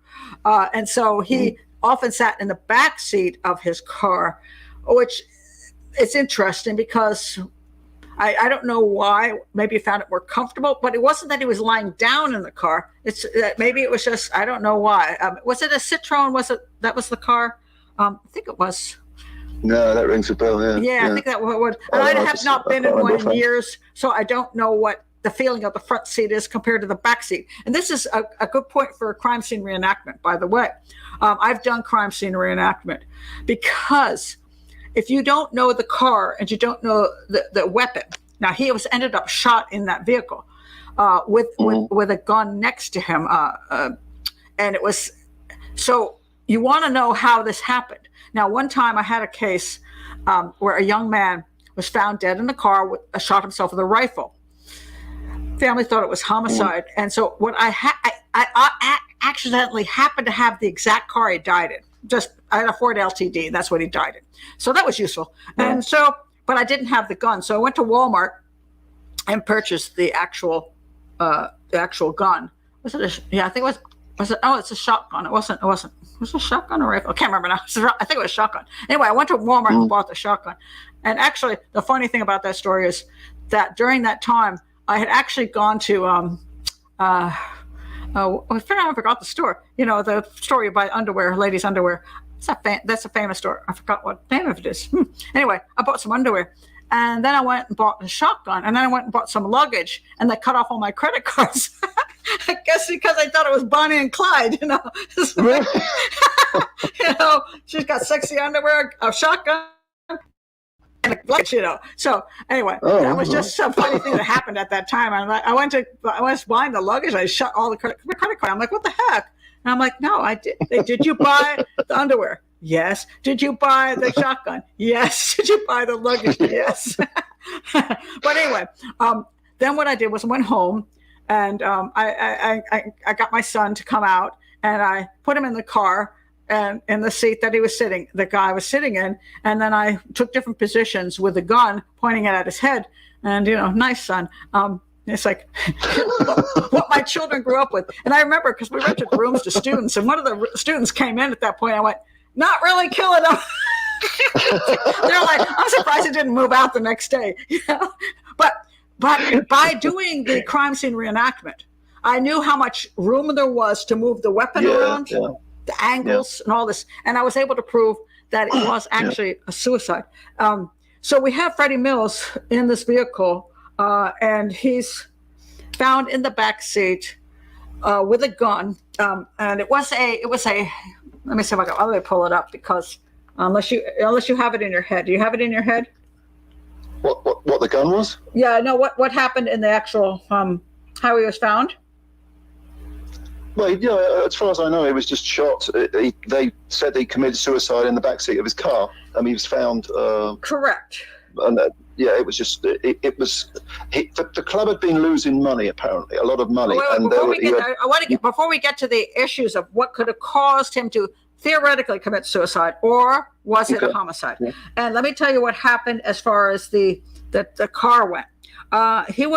There was actually one of the I'll link this below. Let me tell you what the car let me find it here a second. Okay. Death. Okay. He was found dead on 24th of July 1965, dead in his car, parked in Gossett Yard off of an alleyway behind his nightclub. A fairground rifle. Now, a fairground rifle. He had a friend who worked at a fairground, was usually the shooting things. Yeah, I guess there wasn't a whole lot of opportunity to get hold of any kind of firearm in the UK. So anyway, a fairground rifle was found in the car with Mills, who had been shot to his right eye, which makes people think, because who shoots himself in the eye is one of the questions. My God, of all the things, a lot of times a person shooting themselves, they shoot themselves through the mouth. They just hit that, or they lean their head on there, or they do this. But the eye is kind of rare. So he was shot through the right eye. He had told the nightclub staff he was going to for a nap in his car, something he often did. His body was found at approximately 11:45 p.m. by doorman Robert Deacon. Now, this is important because somebody found him, and there's a lot of hearsay. In other words, so-and-so said he saw this. In other words, people looked in the car. I don't know if they opened the car door. I don't really know if they touched. I don't know how much they told the truth. But in other words, if somebody had looked in and saw he was dead, right, shot with a gun, they might have gone like this and called the police, and then there would be a crime scene. It all got screwed up, completely screwed up. So an ambulance was not called until Mills' wife arrived over an hour later. So it was not the most brilliant handling of this. A week or two previously, he had borrowed a .22 caliber rifle. So this is why I wanted to point out what it was. A .22 caliber rifle from May Ronaldson, whom he knew from his boxing booth days and who ran a shooting gallery. Although the rifle was not in working order when borrowed, it had apparently been repaired and was found in the car alongside him. So she thought he was using it for some kind of I don't know, some kind of, maybe going to some kind of party and you're pretending to be something. But anyway, he returned it and then he took it back, apparently with ammunition. But it was found, it was obviously working order at the time it was found next to him. For whatever reason, still unknown, and with no police in attendance, ambulance personnel removed Mills from his car, disturbing a possible crime scene, and transported his body to Middlesex Hospital, where he was pronounced dead. So this is the problem in that they looked in there, and what happened was, I don't know how he was sitting. So this is the claim. He was sitting, he had his hands on his knees, and the rifle was supposedly sitting, the well in front of each one of the seats, and you got the little hump in the middle. Apparently the rifle was in the other well on the passenger side in the back, and was there like this. And so people are questioning, okay, first of all, when they found him, if he's like this, if there's not a lot of blood spatter around, some of them didn't know originally, actually, that he was dead. They thought maybe he was truly asleep. And that gets really questionable. Go ahead. You have something to say on that? No. I've heard some of those details. If I've read them before, I've forgotten them. So I admit that. But as far as this idea that a lot of people did see him and think, he's just asleep. It did look staged, you might say. But then I don't know. I mean, sometimes things look odd, but they just happen to look that way. I don't know. You're not incorrect, Joe. This is the thing, because his hands were on his knees. There's one of the shows this. So this is theoretically how he was found. There he is, his head down, and the gun leaning up against him, his hands on his knees. And people say, what kind of way is that to commit suicide? And it is a little weird, no question. So they did an examination of possibly, if he had the gun completely in the front seat, like the driver's side, obviously it wouldn't have actually fallen. So this one theory is that he shot him through the eye like this, and with there's always recoil on guns, and things jump around when you do these things. That it shot him and then it fell. And then his hands dropped. Now, I think this is not unreasonable. This could have happened. Another thing that could have happened, and I'm not there to do this thing, is that another possibility is that he actually leaned forward onto where the gun is. He put his eyeball more toward the gun, because leaning over and you put the gun. You know how you put your gun to lean over and put your gun to a forehead. He you might do this kind of thing. Well, he might have done. Yeah. I don't even know if he's aiming for his eye. He might have been aiming for his forehead, and then when he went like this, he just blew it. And things move. So there is no question. Well, okay. Yeah. There is the very reasonable possibility that by the one shown here and the one I just described, that he could have committed suicide in the back seat of the car. Now, there's argument over that, that somebody, now this is where it gets interesting. Why did he get the gun? What is your thoughts, Joe? Why would he have gotten it? He clearly did get the gun. It's not like he didn't get the gun. It was 2 weeks prior. It was 2 weeks prior to his actual death, somewhere around there. So usually one of the things you look at when you're looking at a crime or a death is what happened recently. Now, you pointed out some issues he was having. What were the issues he was having with his life? Well, he had debts with the club. That was pretty well known. That's been quite well documented. But there were also, I don't know if this is true, but there were. We mentioned London gangsters. There was also this rumor of he was in trouble with Chinese gangsters, who were trying to muscle in on the scene, and it's all a bit. This is all a bit, he said, she said. I don't know, but. As for the gun, actually possessing the gun, either he was going to commit suicide or he wanted it as self-defense. Protection. Very reasonable. Yeah. So it could be either of those. What's my opinion on it? I mean, I'm keeping an open mind about things. I don't put it this way. I don't think that to say that he was murdered is as ridiculous as, or not ridiculous, but as unlikely as the Sonnie Liston thing. I don't think the mob were involved with Sonnie Liston's death. I agree with that. This would be something that I wouldn't dismiss. It bears looking into. But again, you get all sorts of books being written about it. It was the Chinese mobsters. It was the London lot. Who was it, if anyone? Right. Let's go to the crime scene. So this is very important. I agree. I don't know whether he got the gun for protection or he got the gun for suicidal ideation. We don't know that. We'll never know it. So, he could have been a little nervous. So when he's going to sleep around sleep in his car, he's like, hey, I better have something here to protect myself. Or he could have gotten it for the whole purpose of, when I have that moment, if I get to that point, I'm going to take care of it myself. Now, yes. But let's say for whatever reasons, he's in the car. He's in the back seat of the car. It's his gun. It's not the mob's gun. It's not the Chinese gangster's gun. It's his gun. Yeah. Somebody, first of all, usually, I know UK has very strong rules on guns, but hey, let's face it, they're mobsters. Not so much back then. Well, even now, I don't care what anybody says. You can get a gun, okay? You can get into a country with a gun. Even if most people don't have them, some people do. So you got really bad guys have much better guns. If you want to make a point, you want to kill somebody, that's the way you do it.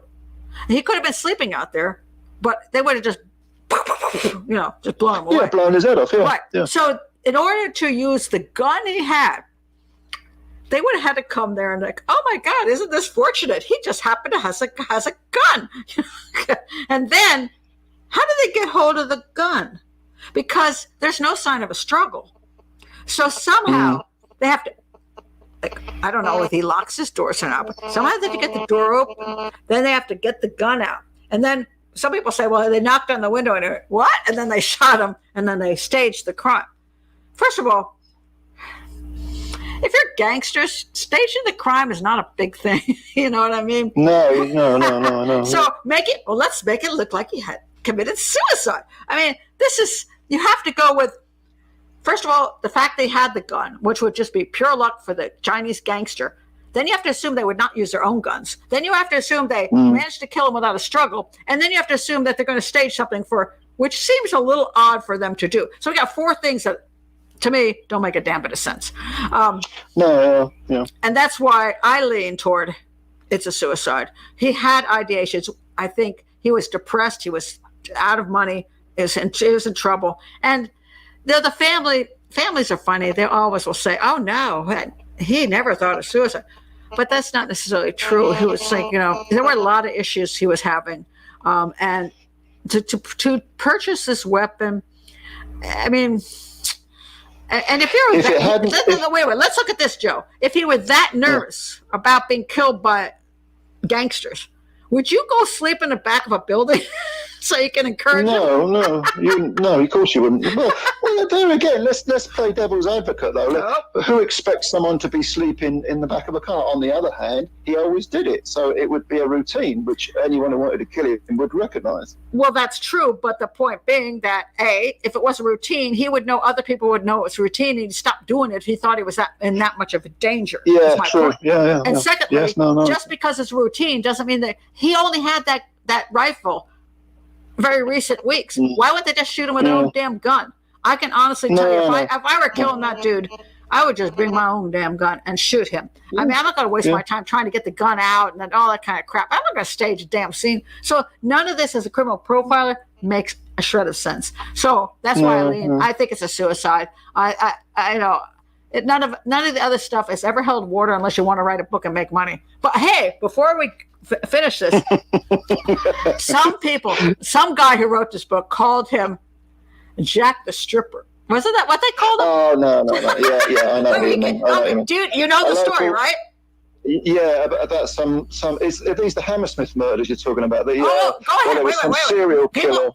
People have. I did not know about this. So obviously, it's a joke on Jack the Ripper. But And so tell me why he would be Jack the Stripper, and tell us about what this is all about. This is one of the most weirdest things ever to come out. This poor guy. He's a fantastic boxer. He was loved. He was and now they're calling him a serial killer. Right. Well, but don't forget, it's nothing new that if you're a celebrity, people want to bring you down. But it is ridiculous. This whole Hammersmith. It's the Hammersmith nude murders they were called, and it was a series of. Okay. Hammersmith is an area of West London, and between 64, I think it was maybe 64, 65, mid 60s anyway. Prostitutes were being murdered, and they were found naked. Hence, Jack the Stripper. So someone's got a sense of humor. But for some reason, because there was a sort of sketch, of someone who vaguely looked like Mills. I mean, I've seen the sketch. It's very Why would they think he was a serial killer? Where in the world does this have to do with anything in his life? Because there's grifters in the world. They want to write books about it, and they want to, that's just the way of the world is. So eventually, he killed all these women, and eventually caught up with his, because he had remorse, right? And so he finally killed himself because he killed those women. Yeah, I guess that's the way of thinking. It's so ridiculous. It's one of those ridiculous things that you sort of dismiss. It's kind of like, I'm Madeleine McCann, our little Polish friend who you were talking about the other day. I mean, it's some things you can just sort of wave your hand and dismiss them, but. It's amazing. It's funny because actually I myself have been accused. You don't know this, but there were a lot of young men who in the United States have died. College men, they ended up in the water. So there was this theory that there was a smiley face killer because they would the smiley face gang would target young college men and somehow kill them without any evidence, drown them in the river, and then paint a smiley face. But one day it came out that I was the head of the smiley face killers. What, you're joking, are you? This is true? No, it's true. I'm looking at the internet going, really? Somehow I'm behind the whole smiley face killer thing. I am running this group of killers. I mean, how ridiculous can you get? It's like, okay, they found out. Oh my God. And the most disturbing thing is people will believe this. People would believe it. Well, I think that, when I look at people who believe stuff, I call it stuff. Drama is, I enjoy drama, but my drama comes from fiction because I feel like I'm okay with experiencing a movie that presents a dramatic thing so you can get emotionally involved and, you can feel what they feel and it goes through the excitement, not knowing full well it's not real. But for some reason, we've gotten to this point with reality shows and all this kind of crap that we present stuff as real, that we're just dramatizing falsehoods. And people get really, really a kick out of that stuff. And it's frustrating to me because, especially, on YouTube, because I see people do this with crimes all the time. They dramatize stuff that shouldn't be dramatized. And it's not that I don't, if they want to tell a great story, that's fine. They want to tell a story of what happened. That's cool. But a lot of times it's very calculated, and it's to get people's emotions going. Because when people get emotionally connected, they go crazy over stuff. Take Madeleine McCann, for example. I don't know how many people have written me, oh my God, the poor little dear Madeleine McCann, she deserves justice. And I'm thinking, you don't even know Madeleine McCann. I mean, how many children have been killed in the world? This is one kid. God, and you're so emotionally attached to this one child that you've never met. I mean, it's a sort of you don't know anything about her. She's a cute little picture for you. And I mean, I'm involved in the case because of the analysis of the case, but I recognize that I don't know the little girl. I'm not emotionally involved with it. Her, people who know her would be, but I'm not one of them. But yet across the globe, there are people, they write all the time, the angelic little child, and they've made this child real to them, like it's their personal, it's like actually their child.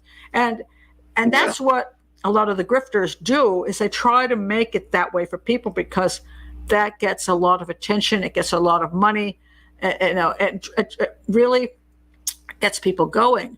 Because I guess humans like to be emotional. They do, especially females. They like to have, they like to be connected. And so in a world that we're highly disconnected these days to our, people around us, because, we don't see them. That we're connected through the internet and through media, and that's kind of sad. Why do people love soap operas? And this is what the whole Madeleine McCann thing, as an example, is just a sort of tabloid soap opera. Oh my God! It's because it resonates with us on a very sort of emotional level. It's emotional manipulation, as all art could be said to be. But the question is it tasteful and is it true? Well, no, neither of those, I'd say. And that's there's always a gray line there, because obviously I'd have a YouTube channel, so people go, well, you do it, and I tread that line very carefully. Try to be very careful about what I do, what I feel is wrong to do, and all of that. And I try not to do things just for the sake of money. And people say, well, but you're earning money. I'm like, you have to earn enough money to keep going, but believe me, I ain't earning anything exciting. Thank God I'm at the retirement stage. I wouldn't be able to feed the kids, but and I don't object to people earning a living through something that they've done that's really taken off and all that kind of stuff. Some people are just that's the way it is, and it's like, well, bully for you, but we do have this point where we lose sight of reality. We lose sight of the truth. We lose sight of the facts when it's manipulated to such an extent that you start going, oh my God, this is absolutely ludicrous. And yet people are buying into it. And sometimes I think that can be very harmful because it takes away from, there's nothing wrong with being interested in reality, interested in facts. And a lot of times I'm like, well, this is a fascinating case. Why are you not interested in I'm a big police procedural person, which is why I'm a huge fan of Hawaii Five-0, the original, not the garbage they have out today. But the original with Jack Lord, because it's a police procedural. Now, mind you, some of it's, probably couldn't have happened that way and all that. But he goes through the methodology of trying to analyze the crime and then determining who did it. It has its drama. It has its, it's Hollywood, but still, it's a police procedural. And I love a good police procedural because it's not about over exaggerating a bunch of like Criminal Minds, which is just nonsense to me. And it gets people dragged into the horror of the crime, and then the torture of the victims, and then the coolness of the serial killer, Yeah, And I find that sad. But when it comes down to real stuff, it's I think the real stuff is interesting enough.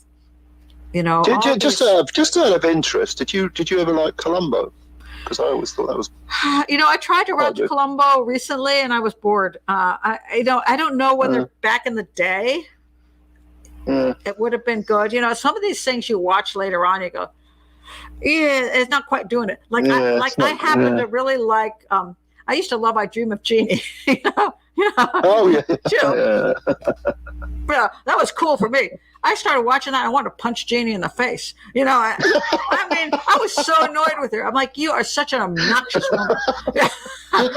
And I couldn't stand it. I still seem to like Bewitched, Oh, okay. Yeah, Bewitched I can deal with. But I hated I Dream of Jeannie. And I was like, oh, man, I love that when I was a kid. What happened, And so it's so funny to go back. Some things don't translate well.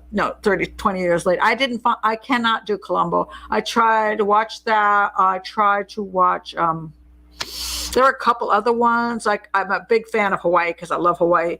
I tried to watch Magnum PI. I couldn't do that one either. Hawaii Five-0 is probably, I've watched all 12 seasons, and I just finished 12 seasons of it. I'm so damn sad. I just want to go back. I want to join the force. I want to work for Jack Lord, McGarrett. I want to work for McGarrett. Because that's a great show. It's a great show. Yeah, I do like Death in Paradise. Death in Paradise is one of my favorite shows. And again, it's a police procedural. I'm not familiar with that one. Oh, what? What? Oh, I don't know Death in Paradise. What? I didn't. Oh, wait. No, it's good. Do you live in England? Yes. Well, I don't own a television set though, so that might be. Oh my God! That's a bit of a. You're on the internet. block. Oh my God! Death in Paradise. It takes place in the Caribbean, but there's a British detective who is sent there, and he's a fish out of water. Okay. It is such a sweet show. First of all, the camaraderie is fantastic for all the people that live on the island. It's very Caribbean. And I reckon my ex was Jamaican, so I feel very comfortable with that whole culturally thing. But the British guy is always the fish out of water, and it's gone through a different bunch of different detectives coming in. And it's a police procedural in the sense that somebody dies in the beginning. And for a very small island, I wouldn't visit there because everybody dies there. So you're tourists, you show up, you get killed. But what they do very well is they don't show anything gruesome. And then it's to figure out the crime. It's an Agatha Christie type of thing. And would a crime actually occur exactly the way? No, it wouldn't. I mean, a lot of it's, overdone. However, drama. But it's so sweetly done. It's so, the camaraderie is good, and it's just really, I love it. I can't stop watching it. Now they have a new one called Beyond Paradise, which takes actually place in Wales. Were they in Wales? So one of the detectives is now there. I don't like it as much, but I like the methodology of the show because it's not overly dramatic. It's just very calm, and it goes through more of a let's look at the evidence, let's analyze the evidence. And I find that interesting enough. I don't need the other nonsense garbage. I don't need to see the serial killer acting. I don't need to see blood. I don't need to see all this extra crap. I just want to look at the evidence and see, how would you look at this? How Sherlock Holmes, Agatha Christie kind of thing. But and Death in Paradise, I can't believe I haven't seen that one. It's on tonight. No, it isn't. I think they finished the season, 8 shows. Okay. Beyond Paradise is on tonight. I'll have to check it. out. Go back. Death in Paradise. You can get it on Amazon Prime now. Obviously, I don't think the shows are available anymore. BBC, but I have the BBC player, which I get through.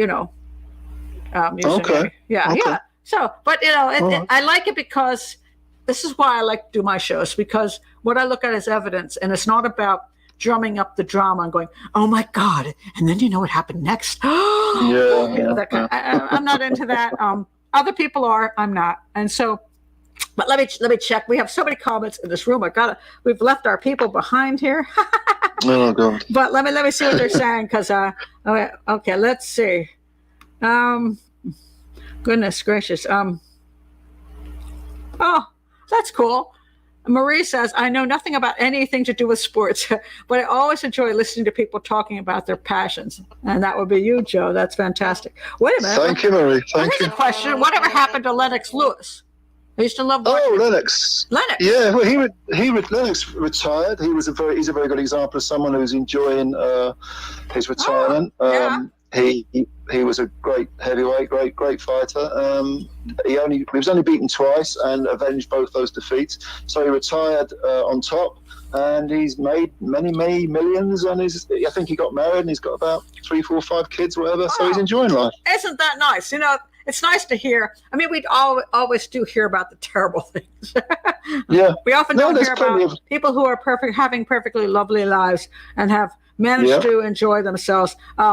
Kelly says, reinvent ourselves. Nope, just go in the back room and sit in a chair is usually what happens. She's talking about retirement. Yeah. That we do have to reinvent ourselves. We do. But I just get so annoyed about that. It's like so easy. I lasted when my parents died, because I took care of my parents. I quit television, and then I took care of my parents. My mother had Alzheimer's. My father had a stroke, and then he died. But taking care of them, and then I had moved to next to my granddaughter, and she was just born when my mother died. They were born. My mother died the day my granddaughter was born, and I had to choose between being at my mother's bedside or being at my granddaughter's birth. Oh my goodness! I picked my granddaughter's birth, and my 2 sisters were at my mother's bedside. So, so I had the beautiful event, and they saw the passing of my mother. But anyway, then I was here, and so for a while, I did try kind of the retired life. And so I said, the senior center is 10 minutes from our house, and they do some wonderful stuff. I love doing art there, and I'm taking Spanish there, and it's nice. But, I'm one of the younger people there, because a lot of people are in 80s and 90s, and when I showed up there, I was like in my 50s. And so, I was like, whoa, But anyway, after I did this for a while, I'm like, I feel like I'm at assisted living, but with a longer hallway. Yeah. Because I'd wake up and I had no great chat. It wasn't that I did no criminal profiling. And it wasn't that I didn't still write, but, I wasn't working constantly, and I wasn't involved in all kinds of things all of a sudden. And it was very isolating, and it felt like I was going to my room at the assisted living place, but I just drove to the event, the little hobby.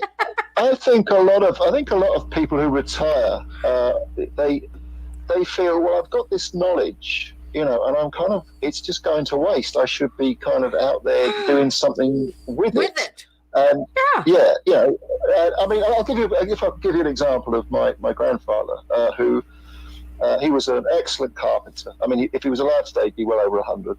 Wow. But he retired, and he was so bored because he wasn't messing around with wood and making all sorts of things. Right. He got a job just as a tool sharpener at a local, very sort of posh school near where he lived.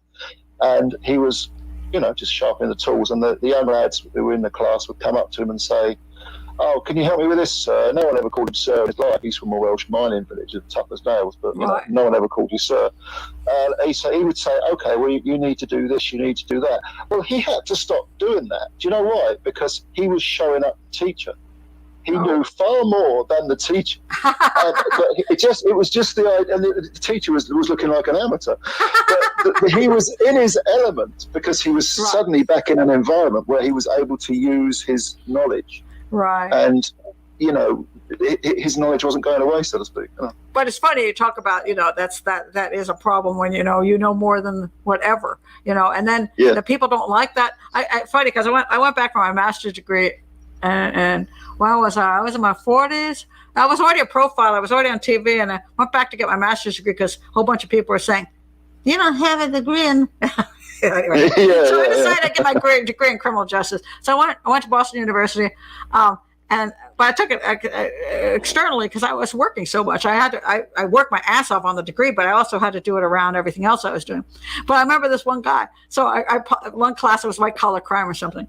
And he says, "Oh, your name is," I said, "I'm Pat Brown." He goes, "Oh, God." And he's like, What am I going to teach you? It was hysterical. And so I ended up with straight A's, of course, because, you know, that's the way, this was so easy for the master's. But I actually worked very hard, probably harder than any of the students who just cheated their way through. I actually did stuff. But once in a while I would try to quote myself, because I quote a book that I'd actually written, you know, and they go, you can't quote yourself. I'm like, dang it, but I'm an expert. That was in my book. So I had to pretend. I'm not Pat Brown. But it was really weird. I want to point out, this is a great point Gretchen made. Professional athletes also retire at a much younger age than most, as well as much as difficult. This is a great point. Yes. Because you normally think of retirement. It used to be 55.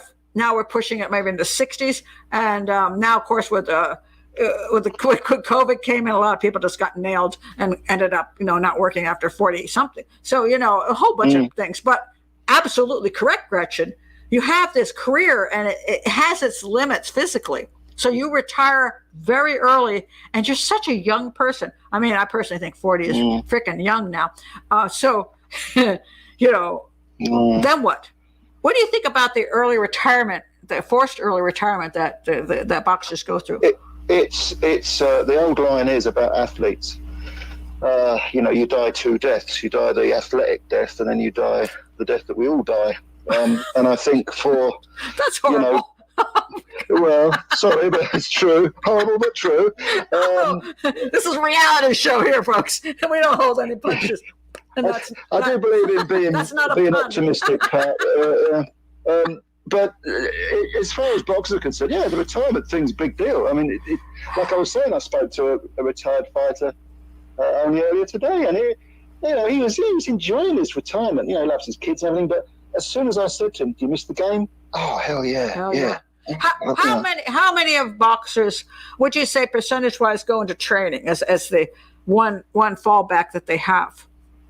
Well, oddly enough, the guy I spoke to today is in training. He works for the organisation I mentioned called Boxing Futures, which is looks after young people. But a lot of them will. Some of them. I read an article on a guy who became a referee, so they stay connected to the game. Yeah. But it's never quite the same because they're not centre stage. Right, it's not going to be the same. But I think my brother-in-law Simon. I look at his Facebook pages, and you know he's training new boxers in the field. I do think at least for him, he can get out there. He can still throw the punch. You know what I mean? Can still contribute to the field. So I personally think, from what I'm seeing, that he's at least fairly content. That, you know, he's been able to raise his family. His children have turned out well. He's still married to his wife, and he's never gotten into anything bad. He's never committed a crime. He's never gotten into drugs. He's a clean liver. I mean, you know, yay for the Brown family. But but I think that when after he did end up kind of finishing up his boxing career and losing a whole lot of money, so he did lose a great portion of his money, I believe. I'm going to blame Don King, because I'll blame Don King for like everything if I can. And me too. Me too. But he became a carpenter. After that, he did carpentry work for a while, and then I think he did the carpentry work. I don't know if he enjoyed it or didn't, because at that point I was divorced and I wasn't like, you know, keeping in real close touch.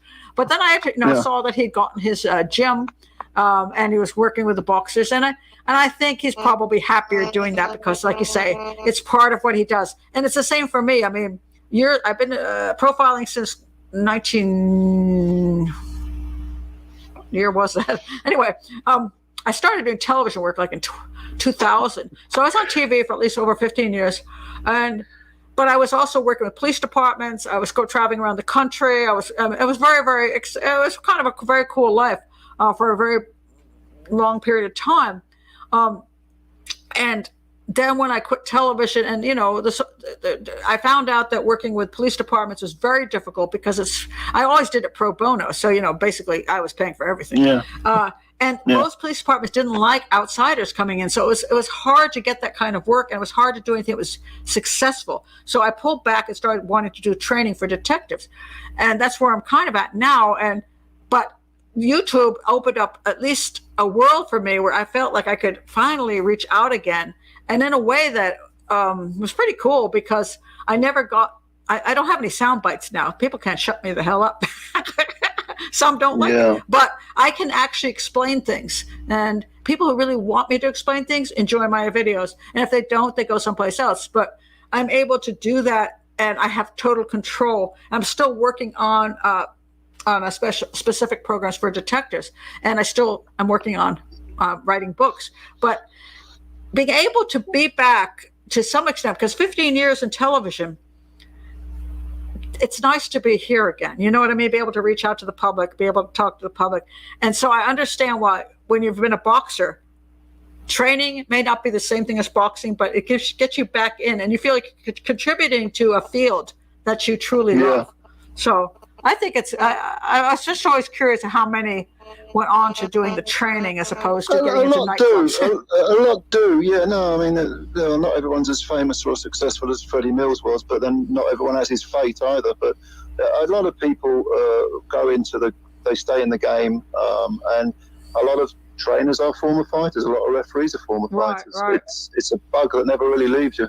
Yeah, it is your world. I think a lot of people say with police work too, as they retire, they often get into private investigation, they get into consulting, they get into other aspects of some kind of criminal justice work, because you're so used to being a cop, you know what I mean? You're so used to being in that. It's just so weird to then say, well, I'm going to do embroidery now. And the thing is true is that it's not that these things are bad. That's just a funny thing. It's like, I really love my art. I like doing artwork, and I've been real surprised that you can see some of my artwork behind me. But this was actually from years ago. But anyway, no, I've gotten into pastel work, and I've done just different things, and I really do enjoy it. And I love learning languages, and I love travel. I'm studying Hindi, and I'm studying Spanish because those are places I like to go.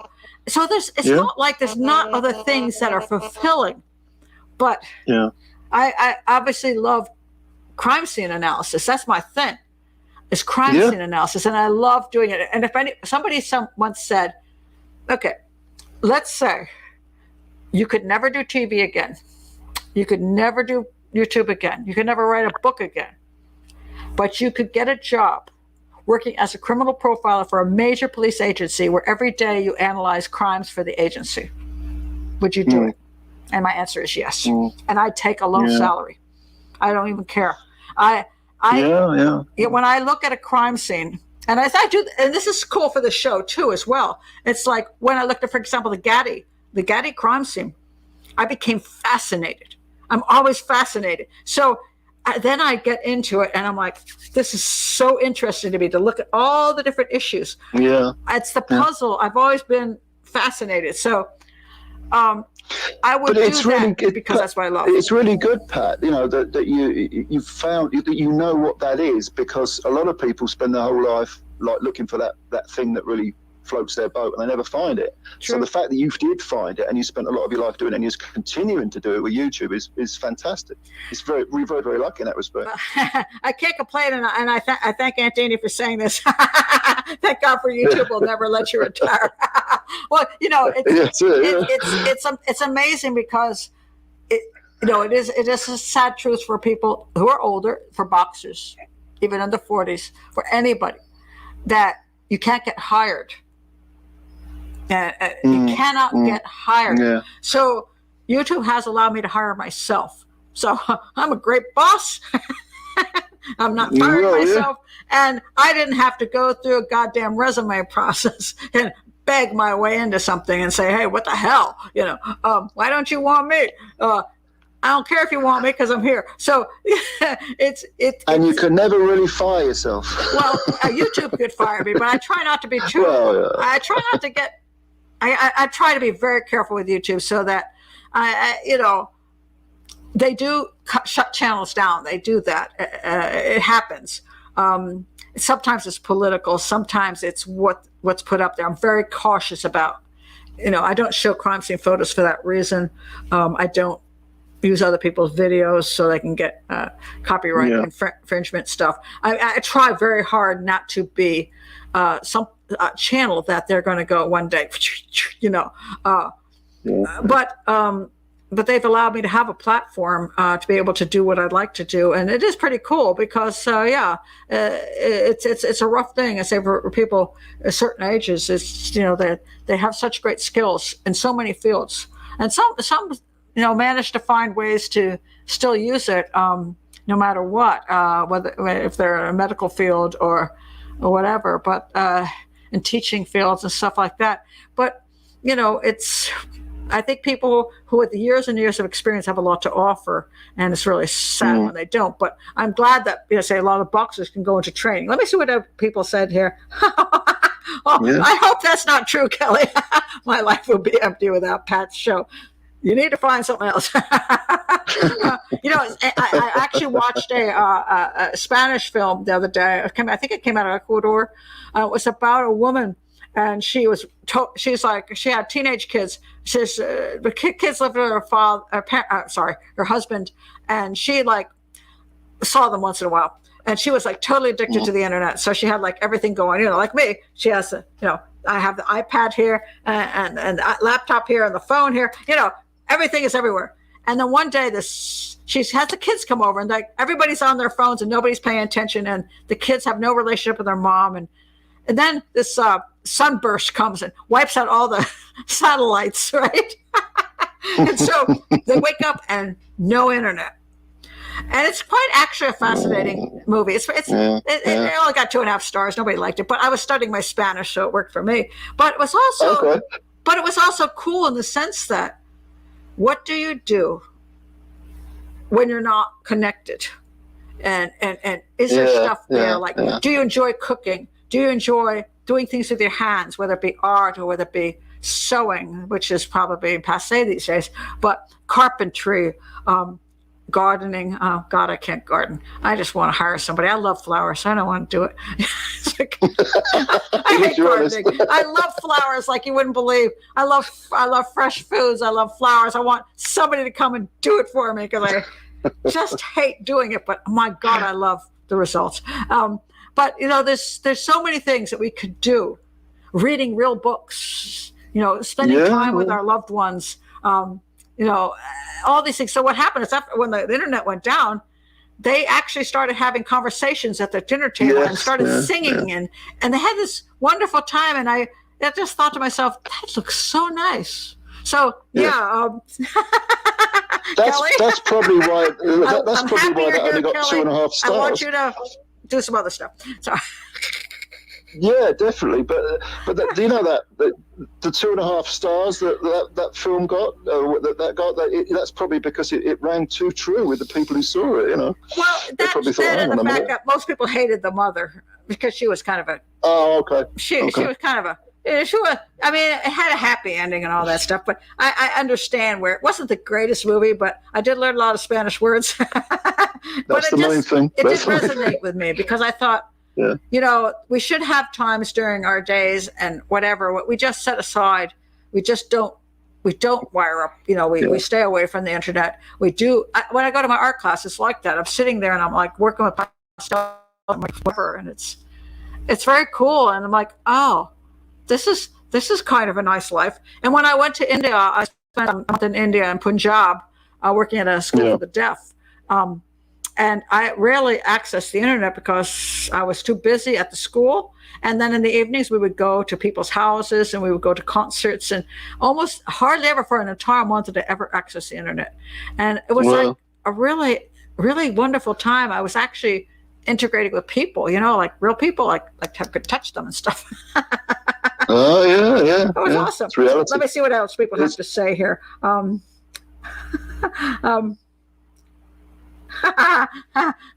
Marie says, "Person, I'm happy that you're a has-been, Pat."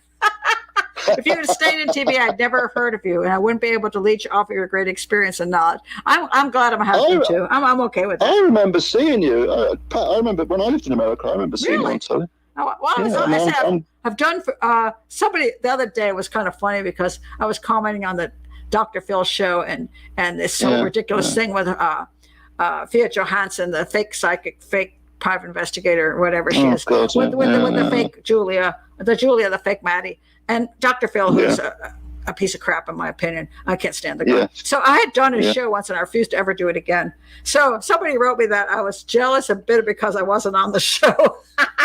And I'm like, I refuse to be on the show. I mean, I'd rather be here, where I don't want to be that scumbag. So anyway. No, good for you. Good for you. Let's see what this says. Hey, Benny. Hey. I go to London often. We have family in Luton. You know where Luton is?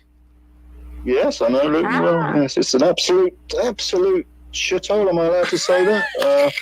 No, well, I've already said shit, so we're not going to get demonetized, I don't think. All right. Well, Luton's a shithole. Actually, and this is the truth. This is the truth. Recently, only about 2 weeks ago, it came top of the worst places in Britain to live. Wow. Now, wait a minute. Does this have anything to do with Whitechapel? Because he's saying my daughter and wife don't really want to go to old Whitechapel area just to see the crime scenes of Jack the Ripper. I would like to. Well, Whitechapel now is very sort of gentrified. What are they doing? Hey, Benny, what are you doing in Luton then? So Luton's in Hertfordshire. Luton's a long way. Yeah. Hey, I've been in some shitholes, believe me. I mean, some of them are not bad, to visit, but I wouldn't want to live there. You know what I mean? No. Well, you can be in a shithole, but it can have character and personality. There you go. Luton doesn't. Absolutely. Luton doesn't. I mean, there's places around where I live which, they're real questionable places, but there is something lively about them sometimes. But you might get shot there too, so you always have to be a little bit careful. It's great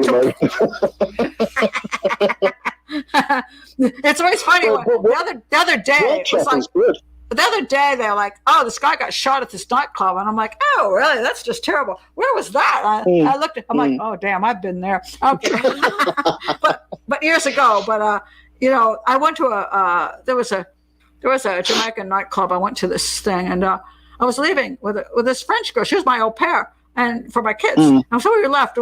I guess I was still. The kids were young, so I was like in high heels and shit. So the two of us left. We were looking hot, and this woman followed us out, and she says, "Hey, what you gonna do?" And we said, "Well, we're leaving now." She goes, "Hey, why don't we go down to the Turntable together?" Turntable, another Jamaican club on Georgia Avenue in Silver Spring, Maryland. If you're around the area, you'll know what I'm talking about.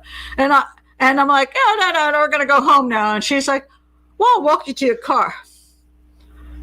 I'm looking at this woman, and I looked at her and I said, "You will not walk me to my car. I know how to get to my car, and you do not need to be following me." And I took the French au pair girl, and we walked to the car. And she said, "Why were you so rude?" I said, "Because you was going to rob us, you idiot." I could see the way she had her hand. She had like a knife and something. I'm like, she saw us as out of because I was from not that location. You know what I'm saying? So but then somebody got shot there. So it's like, what a big surprise. What a big surprise. Let's see what else we have here. Let's see. I have to be careful sometimes what I put up on the. It's like this is a private. The chat room's not private, but I'm also like, oh, should I put that up on the screen? Maybe I shouldn't have put that up there. So, oh, who's this? Ew, let me. Oh, that's you. Wait a minute, Joe. How you're doing talking and chatting at the same time? Well, and they say men can't multitask. Can you believe it? Eh? What an insult. That's super impressive. So I must have been like chatting on. You're like, she's getting boring. I can just go over to the chat. No. So what did you say? Brian Nilsson, yeah. Was a half decent heavyweight. Nothing special, but okay. We fought Mike Tyson and Evander Holyfield. Oh, okay. So I got to stop here just because I want to. The Evander Holyfield fight, that was so questionable. Which one are you talking about? The one that was so questionable? Okay. Well, go on. There was the big one. That was what, really... Are you talking about you talking about the one where he bit Tyson's ear off, or which one do you mean? I'm not talking ear biting. I'm talking about. I'm trying to remember. Oh, now. Against Lennox, the draw. where it was absolutely not the decision that should have been made. Oh, you mean the draw with Lennox? Yeah. Well, Lennox won the rematch, but although that was a closer fight. But most people think Lennox won that fight easily, and I've actually seen far worse decisions than that because I watch a lot of boxing. but that was an infamous result, and I remember seeing. I remember just watching it, going, my mouth just dropped. And I'm like, I mean, yeah. I understand. If you're around boxing enough, you understand that sometimes the champion gets a little bit of a, you better beat his ass. You know what I mean? Or you're not going to win. Yeah, you have to take it off the champ. But there are times when I have seen a couple fights where there's no way on God's earth that person should have won or not won or whatever. That was I mean, corruption still exists in boxing, obviously, but it's not a case of brown envelope stuff with money under restaurant tables. It's a case of, you wine and dine the judges and the referee, and even though you're not directly bribing them, you're sort of endearing yourself to them. Yes. And therefore your guy will get the rub of the green during the fight. And that's the way it goes. It's funny because it's similar to a lot of things these days where it's similar with television, the same thing. If you don't endear yourself, there's ways that you have to schmooze. You have to schmooze. Yeah. You have to do the right things. You have to say the right things. You have to butter up the right people. If you don't do that, you may not be back tomorrow. So there's a lot. I agree with you. I think there's a lot less of the outright corruption, but an emotional corruption that happens instead. Which, definitely. It's not so clear, but it when it happens, it's still kind of shocking because you're like, oh, you got to be kidding, And that was one of those. Well, but again, I've seen far worse decisions than that. Last year, there was a fight in Britain between a Scottish guy and an Englishman, and it was so obvious that the one guy had won, and I had no idea what the judges were watching because the guy lost. Right. And it was an absolute uproar in Britain about this fight because it's just did the judges retain their judgeship? Well, one of them was demoted. One of them was, but two of them weren't. And one of the guys voted for the guy who should have won, who did win, and the other guy voted against the winner, so to speak, in inverted commas. But he made it close, which I don't think it was even close. Right. But the guy who had it wide for the guy who really lost was demoted and actually hasn't refereed or judged the fight since. Interesting. I have a question for you. Yeah. I just want to know. This is just to say, it's not about boxing deaths. It's just about the best boxing ever. Who, in your opinion, is the best fighter ever came out of the UK? Of the UK?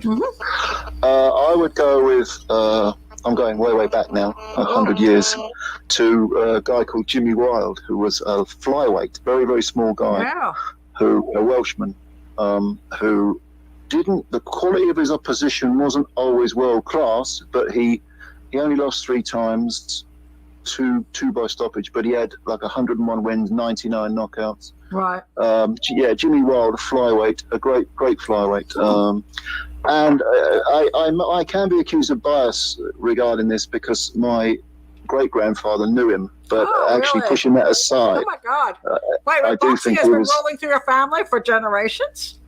Interesting. Yeah, pretty much. Oh, cool. Yeah. I got it off my granddad, and wow. It's interesting to say about the flyweights because so many people are invested in heavyweights. And personally, I like the lighter divisions. I find them faster, more interesting to watch, much more technique. I think they're highly underrated as far as enjoying actually watching the fight.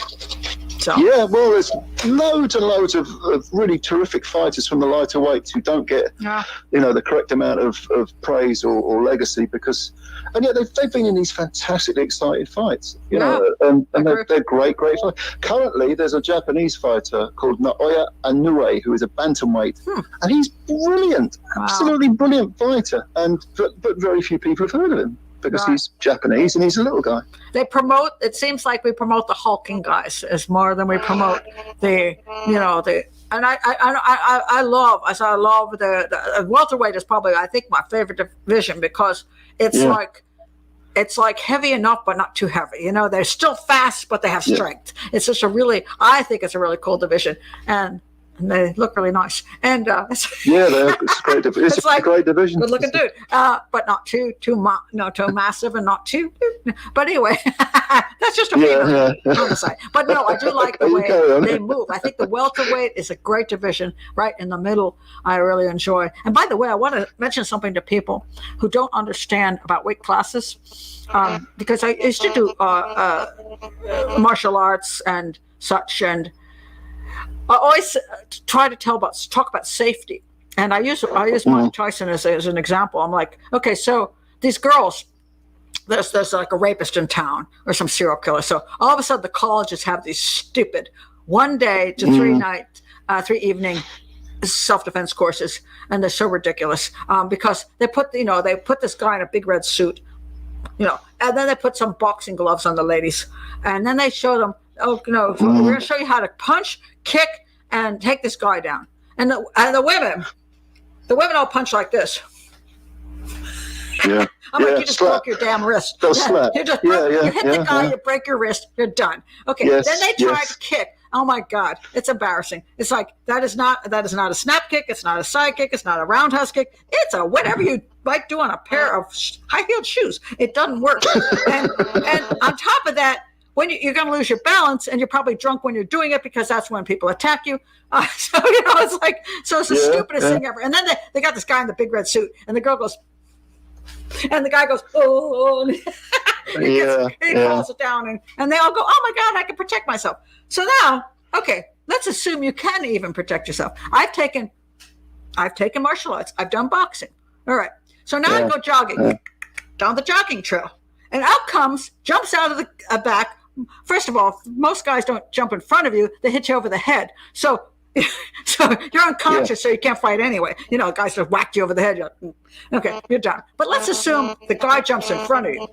So now you have a psychopathic serial killer, enraged, standing in front of you, the size of Mike Tyson. And you, the female, are a Korean flyweight, right? Yes. I don't care how many goddamn techniques you have. I don't care if you've got a black belt. I don't care what the hell you have. You're a flyweight. He's a heavyweight. Yeah. You lose. There's a reason why when you have boxing matches or karate or whatever you're doing, martial arts, MMA, a heavyweight does not get in the ring with a flyweight because it will be a 1-round knockout. The flyweight's going to be dead. So that's the way it works. So ladies and men, when you're out there and you think you can protect yourself and you are a flyweight against somebody who's coming out there, and most women are flyweights, all right? Unless, there's a few out there that aren't. But hey, let's face it, most women are flyweights. Very, very light. Not. And then the dude is he's at least a good solid middleweight, heavyweight, whatever. Here is going to kill you. I don't care if you can punch him once. Oh man, I got that punching. And he goes, yeah, whatever. And you're dead. It's like that be where a heavyweight can attack you. That's the reality. Absolutely true. And it's my advice to women is, don't. I know this is not the PC thing to say, but then I'm not a very PC person. But don't go where there's danger. Just don't go anywhere near there. Yeah, and if you also if you want to defend yourself to any degree, carry mace, carry a taser. Mace doesn't actually work for women. The best thing is an alarm. Mace. Alarm, yeah. The reason an alarm works better is because when you press the thing and you chuck it, the piercing noise is so bad that there's two possibilities. One is that people wonder what the hell it is and come try to find out. The other is the guy doesn't feel like attacking you when his ears hurt, so he just runs away. So it's there are rape alarms that you can put. If you put it to someone's ear, it will knock them out. It'll burst their eardrum. At least it's just something you can do. Mace rarely works. A 9mm, if the guy's in front of you, it does work. But the guy's got to jump out and go, "I'm going to rape you." Okay. But be realistic that you're a flyweight and he's a heavyweight. And I just think that there's nothing wrong with learning martial arts. There's nothing wrong with a woman taking boxing. Anybody can. There's times when. I did have success when I was in Nigeria. I was going to my hotel room, and I opened my door, and this British sailor came in right behind me, and shut the door behind me. And he turned to me and he said, "You're going to do what I say." And because I had taken karate, I went to Taekwondo. I actually went into a position and told him I was going to beat the living hell out of him. And he was so shocked. He wasn't the biggest dude anyway. So this guy was he wasn't a heavyweight. Thank God. He was kind of like, he was maybe a light middleweight. But anyway, he was like, and he realized, oh shit, she's actually going to fight. And he left. And I went, dang, that worked. I was shocked. But I actually never fought. But it was just, I was able to look like I was going to fight. And he didn't expect that coming from me. So I'm not saying that there's nothing wrong with taking martial arts, boxing. That's grand. Just realize that you're in a weight class. You're in a weight class for a reason. There are weight classes for a good reason. The best UK ones you loved. What do you think about the US? What do you think coming out of the United States? Well, a lot of people will say that the greatest fighter of all time, he was from America, was Sugar Ray Robinson. And that's a good call. There are other contenders. Most of them would come from America. I think America has, for the most part, dominated since the gloved era of boxing, Queensby rules and so on. I think America has dominated. There are unsung heroes, really great fighters like Sam Langford was a guy from well over 100 years ago. Really? There was the colour bar up. Black fighters couldn't fight for titles. They had what was called the coloured heavyweight champion was Sam Langford, and there were other fighters who because of their colour couldn't get a fight, like Charlie Burley, but Muhammad Ali, of course, is a great one. If you want more famous names, but Sugar Ray Robinson, I would say. The general consensus is that he's the finest fighter ever, and he was originally a welterweight. Right. It's always interesting the pound for pound over the years. Looking at the pound for pound fighters. I know Simon got the pound for pound at a certain point, but it's a certain point, and when you're looking back over all the boxing history, it's just so you have to. Because you love boxing.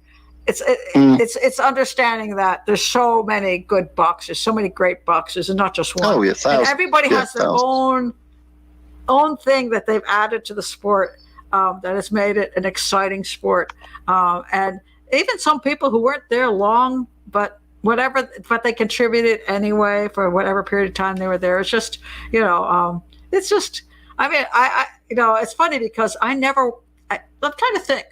Before I married into the Brown family, I married in when I was 23. I met my husband was 19 when I met him. I think I was 22.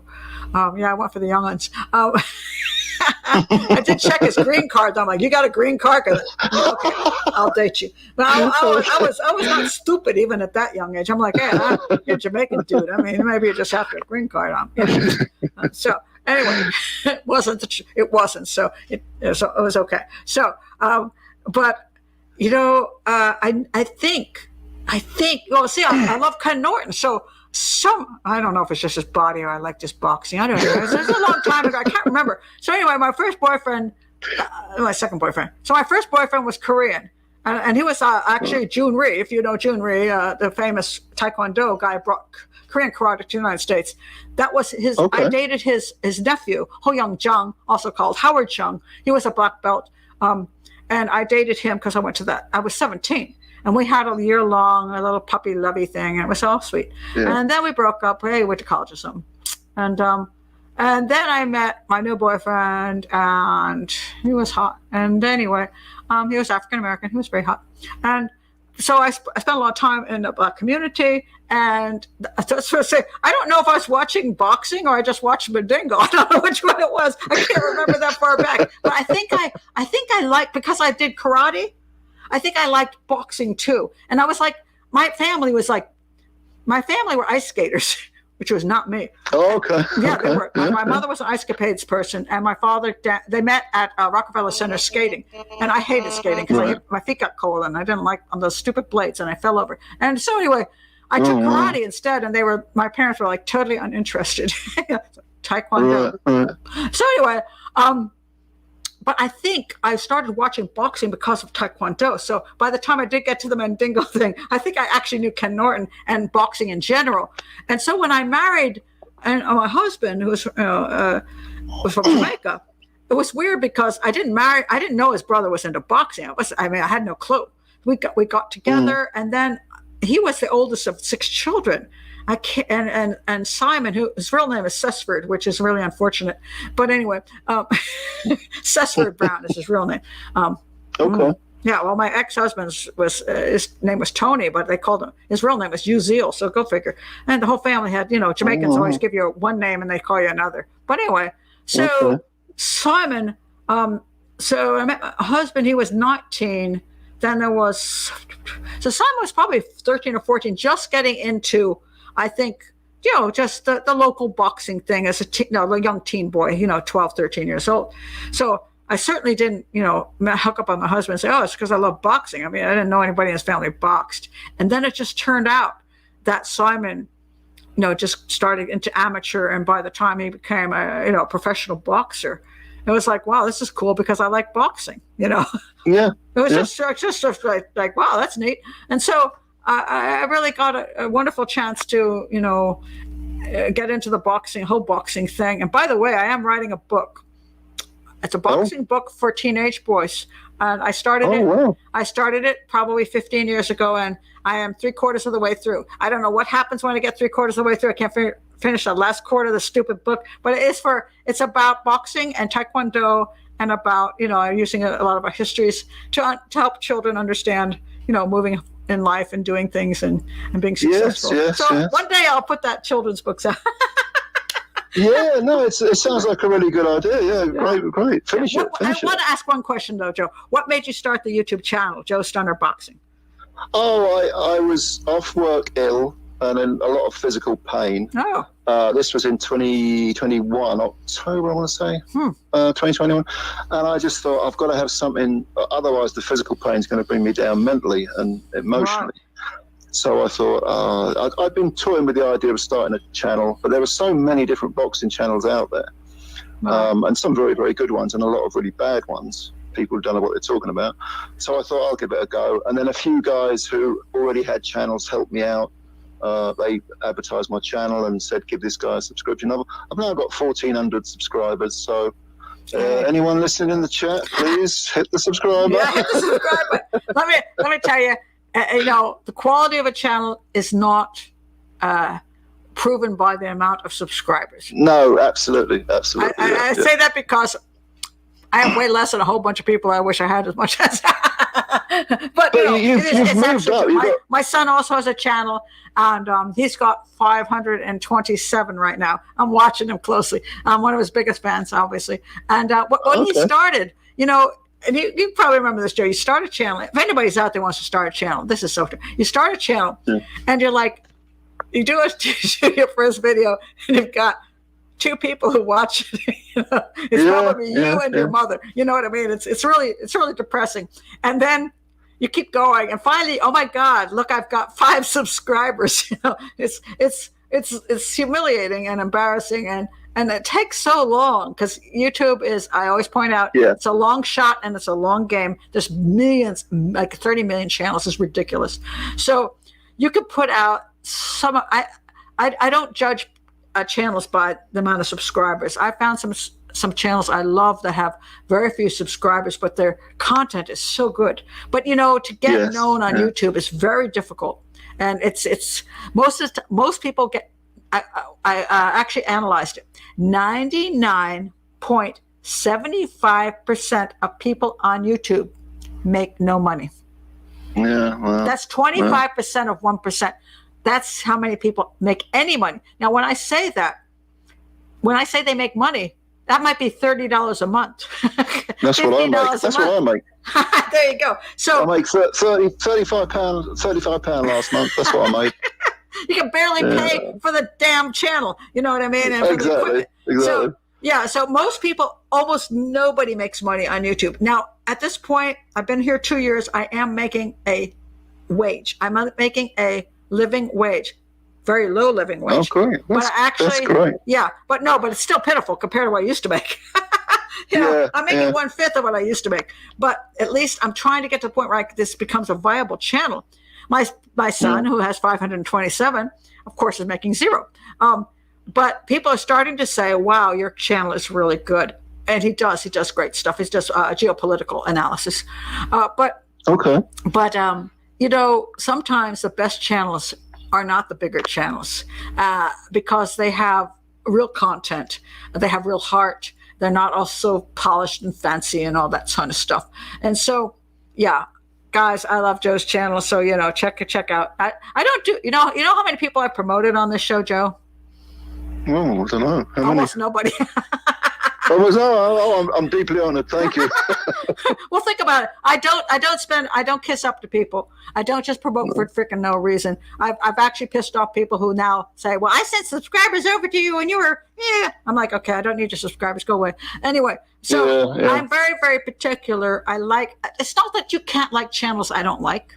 I mean, everybody's got their own thing. If you love a channel that I think is garbage, so what? You have a right to listen to it. Each to his own, Yeah, to each his own. Some people love my channel and other people hate my channel. Some people say, my God, Patchy won't shut the up. And other people say, oh my God, I can't. Oh, I'm so sad when your 2 hours ended. I'm like, really? Some people use me to go to sleep. They listen to me at night so they can fall asleep.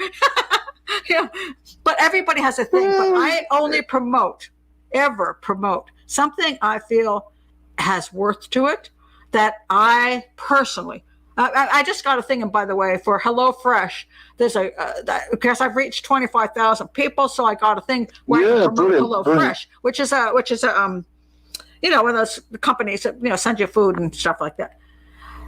Yeah. I turned it down. Do you know why I turned it down? Go on. I just don't like their food. Oh, okay. That's fair enough. Now, I love Sunbasket. Sunbasket, if you're listening to me, I will promote you. Sunbasket has great international food. My God, the recipes, some of them are extremely good. I can't believe how good they are. I love Sunbasket.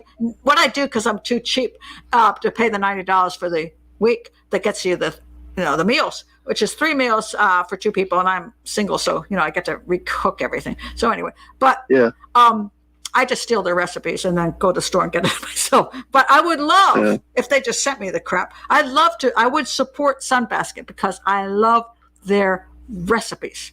I will not support HelloFresh because I don't love their recipes. Now, I'm not saying HelloFresh is bad.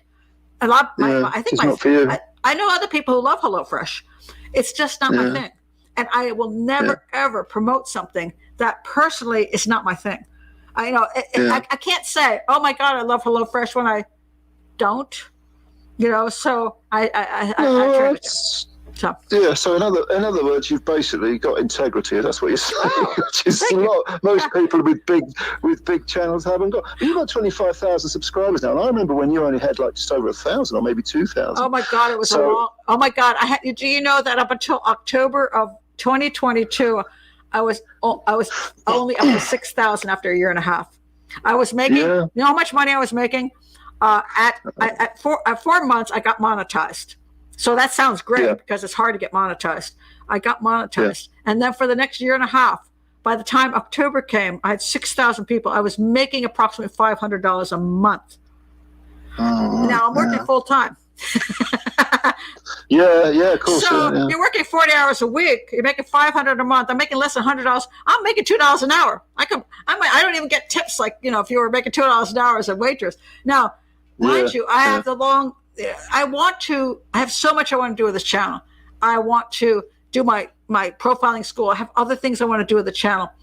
I don't need to make a fortune. And it's only because I have to be fair. I'm 67. I put money away. I'm not going to starve. And I'm not a big spender. Jesus Christ. I mean, look at me. Okay.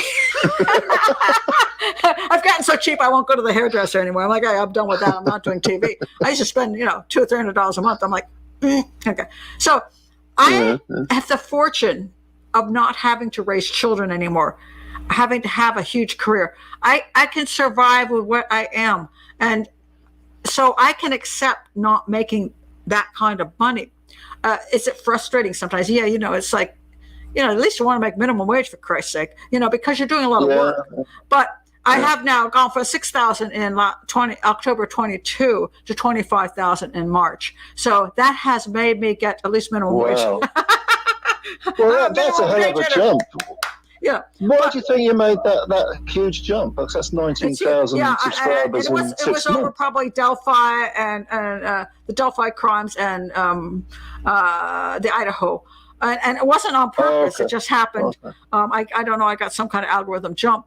And I appreciate it because it's made this channel sustainable. Because, $500 a month is not really sustainable. Even though I may not need the money desperately, it's still painful because I spend a lot of money. You got to pay for a lot of stuff. I pay for StreamYard. I pay for books. I pay for research. And it's just, no, people always go, well, you do true crime and you make money off of victims, And I'm like, no, doctors make money off of victims. Police make money off of victims. You have to earn a living, and there's nothing wrong with earning a living. So we've all got bills to pay. We do. And we want to keep going. We want to be able to put our focus on things without having to think, my God, I could be earning a living elsewhere. I make probably 1/5 of what I made before COVID, but luckily, again, I'm 67 and I don't have a family to raise, and I don't have a huge mortgage and all that kind of crap. But I do like to support. And I say I support very few channels only, and I say support by just saying I say something nice. That's good enough. That's good enough. But that's how I got my first few hundred subscribers. People were just saying, "Oh, go and give this guy a sub." He's good. It's nice to be supported. Right. Yeah. And you never know when it takes off, but I like people to go to some place that's quality because there's a lot of crap out there, and if I see something of quality, I like to support that. There was another guy I did support. He was a ex-Scotland Yard guy. He started a channel, and I liked him. Very rational, had really good stuff. We disagreed on Jack the Ripper, but other than that, I still liked him very much. And then he said, after a while, he said, "Yeah, I can't do this." He's like, it's too much work for nothing. And I felt really bad because I really liked him and I've been promoting him, and I say in my own little way, but, I can't blame him. I hope he comes back because, I did appreciate his work, cause he was very good. He was explaining stuff, and I like a retired detective or a profiler who actually explains things. And I like a channel that offers something of, value. Not just a gossip channel, not just I don't care if you're entertaining, but just for God's sakes, offer something that people can learn from. And but most channels, Pat, have there is one channel, I can't remember the name of the guy. He's got 1 billion subscribers, 1 billion. And if you go on his channel, I think he's called like Mr. Big, or I don't know. If you go on there, it's just really, there's nothing to it. It's just this sort of banal teenage stuff. And like pranks and stuff, and yet he gets millions and millions of views. Have you ever seen the bread that falls over? The what now? The bread. Say no, you're not mishearing me. The bread that falls over. The bread that falls over. Uh-huh. No, that's a new one. I don't think those words have ever appeared in the same sentence. I'm going to put this out there so all of you can now go watch this bread that falls over. There's two of them. Now, one of the bread that falls, that's like 1 billion views. It's a picture of a piece of bread, white bread, and it falls over. This is where we're going wrong. But the funny thing was, somebody put up, because I said, hey, I can make money off of this crap. They said bread, but more dramatic. And I'm like, I showed this to my son who was 527. He's like, son of a, this is so upset. But there's all kinds of weird stuff out there. And for me, for example, the majority of my people, all of you guys here, I mean, Benny and you are you're one of my fewer male subscribers. Generally speaking, I have mostly women, and mostly women between 40 and 70 years old. I do. My under 40 is almost nothing. And so I would all never the have 30-year-olds, and I want to reach out to the 30-year-olds who are studying criminal justice and profiling. Yeah. But I'm going to say they look over and go, oh, old lady. And the men do not tend to like to watch women. They prefer to watch the men. So if you have a male profiler, he'll get way more subscribers than I do. And if people say, she's just jealous and bitter. Okay. My haters. But it's a fact. It's just one of the human nature things. And so, you could only do what you could do, and it's life. It's the way it works. And so, if you have a bread falling over and it makes you $1 billion, well, good for you. I should. I have a phone falling over. Okay, that was exciting. And but you do it. You do what you love, and I think that's more important. Yeah. That if you love what you're doing, it is. Yeah. So I mean, you're one of the rare channels I promote because I really like you. Oh, thank you.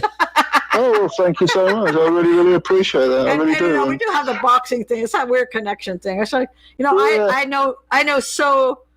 I know like this much, and like this much. I mean, I know you're way.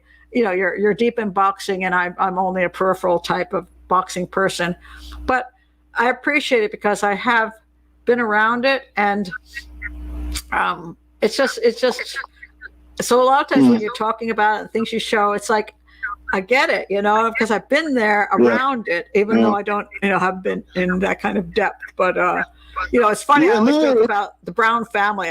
The ladies in the Brown family. There are three sisters of Simon Brown, Janet, Sally, and Nadine. And the funniest thing about them is none of them have ever taken boxing. They've never boxed. They've never done martial arts. But there's one thing that the Brown women can do. They actually know how to throw a decent punch. Yeah, they can fight. Yeah, because that may be part of the culture. They've seen it so long that it's just in them. So they don't do girly things. That's why I always laugh. I'm like, well, at least the Brown women can throw a punch, nothing else. Punch like a man, yeah. Punch like a dude, It's like not one of these, Jesus, God almighty, the wrist. You're going to break your wrist, yeah, exactly. It's painful. Let me see if there's any other comment before we head out. Marie says, I love Sherlock Holmes and Hercule Poirot. Mostly because of the huge nostalgia. That's what my father watched. I think it's a father watched back in the 80s. And I have to say, Sherlock Holmes was what made me love solving puzzles.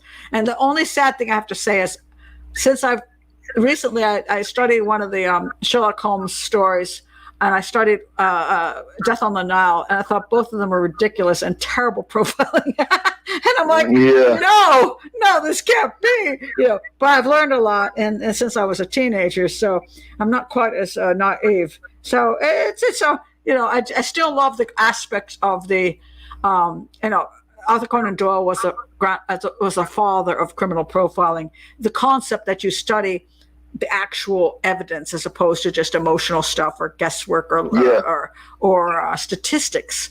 He studied the evidence, so he's still good at that. But some of the evidence, when the actual analysis, the evidence was like, wow, not so good. But I grew up not reading the books, but I grew up watching the movies, the early black and white Sherlock Holmes movies, with Basil Rathbone. What's his name? George Sanders?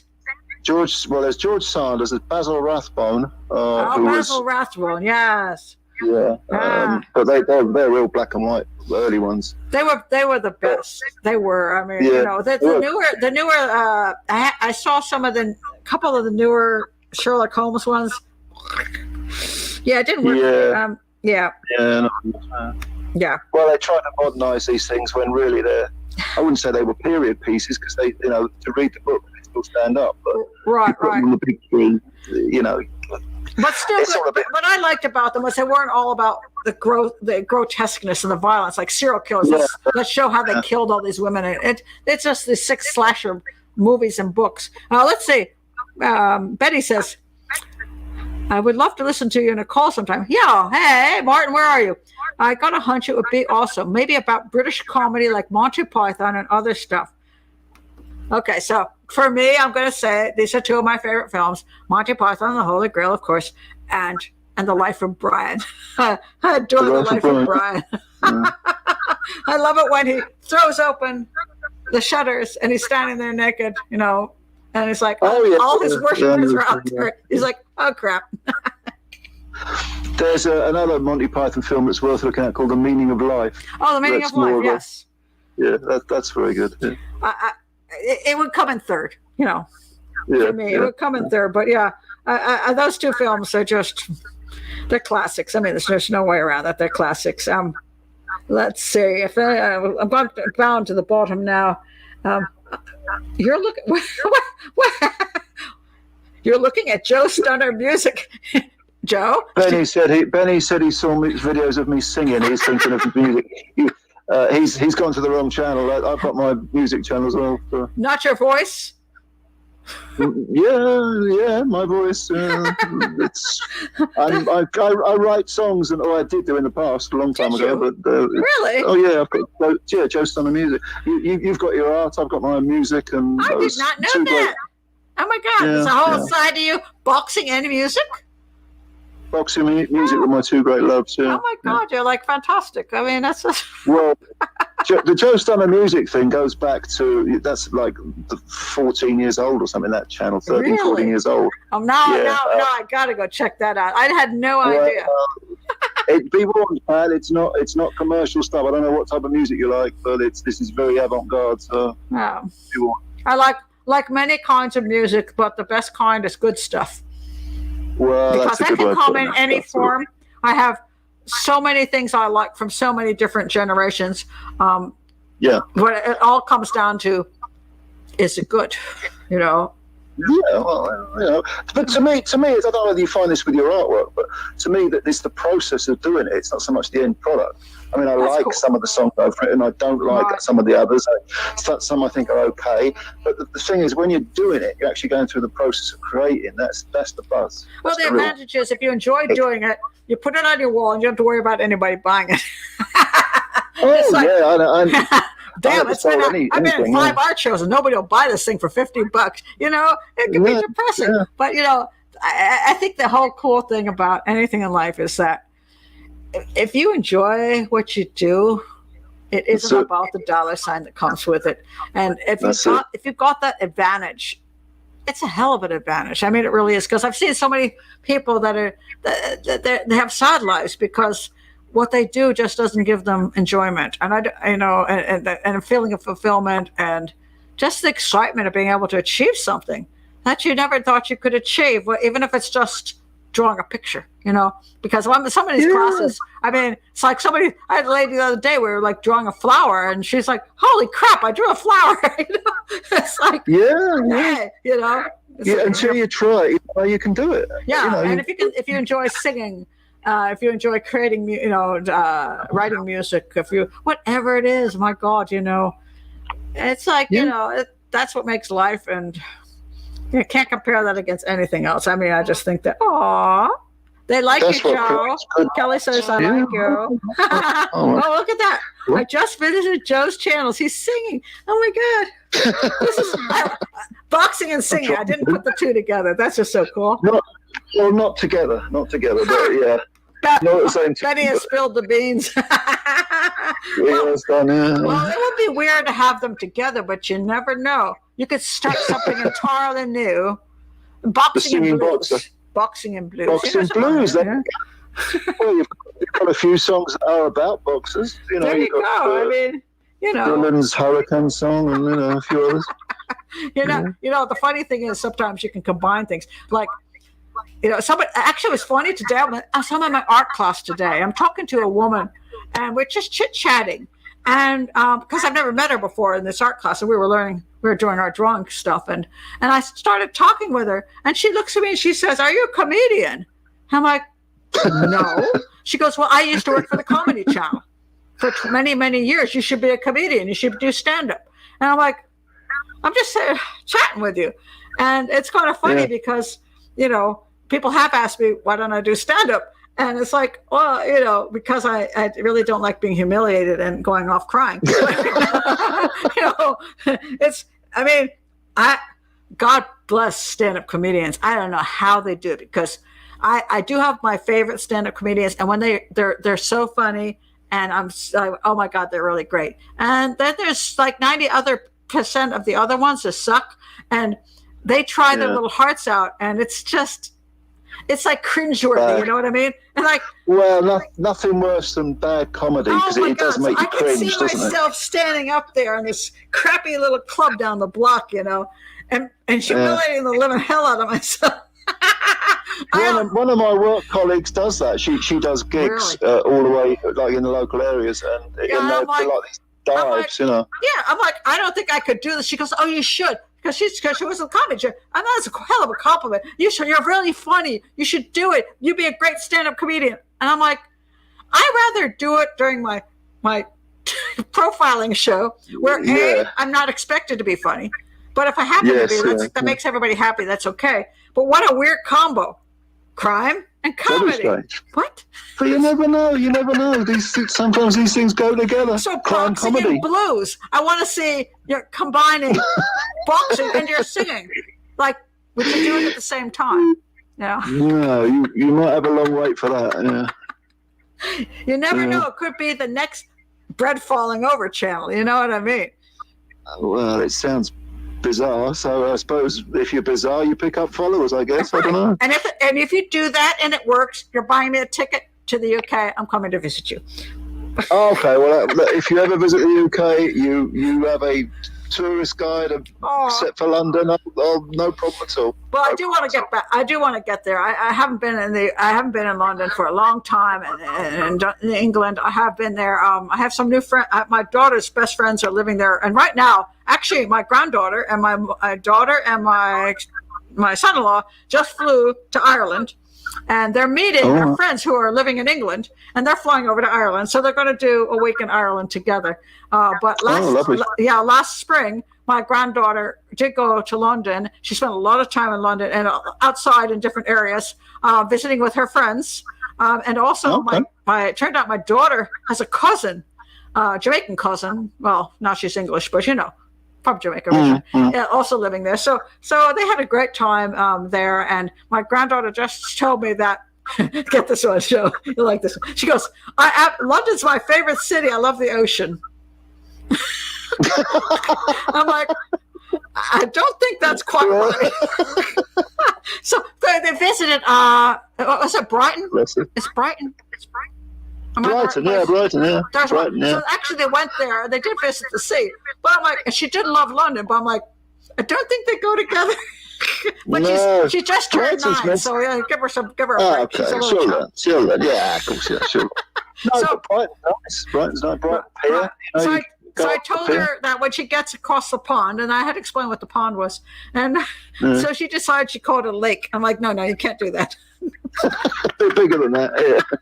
So she's now, she should be arriving in Ireland pretty soon. So she's going to spend the week there. So that's really cool. So I'm trying to get back because I haven't been in so many years. Last time I was there, I was doing the Cleopatra Discovery Channel show. So I came into London to do some.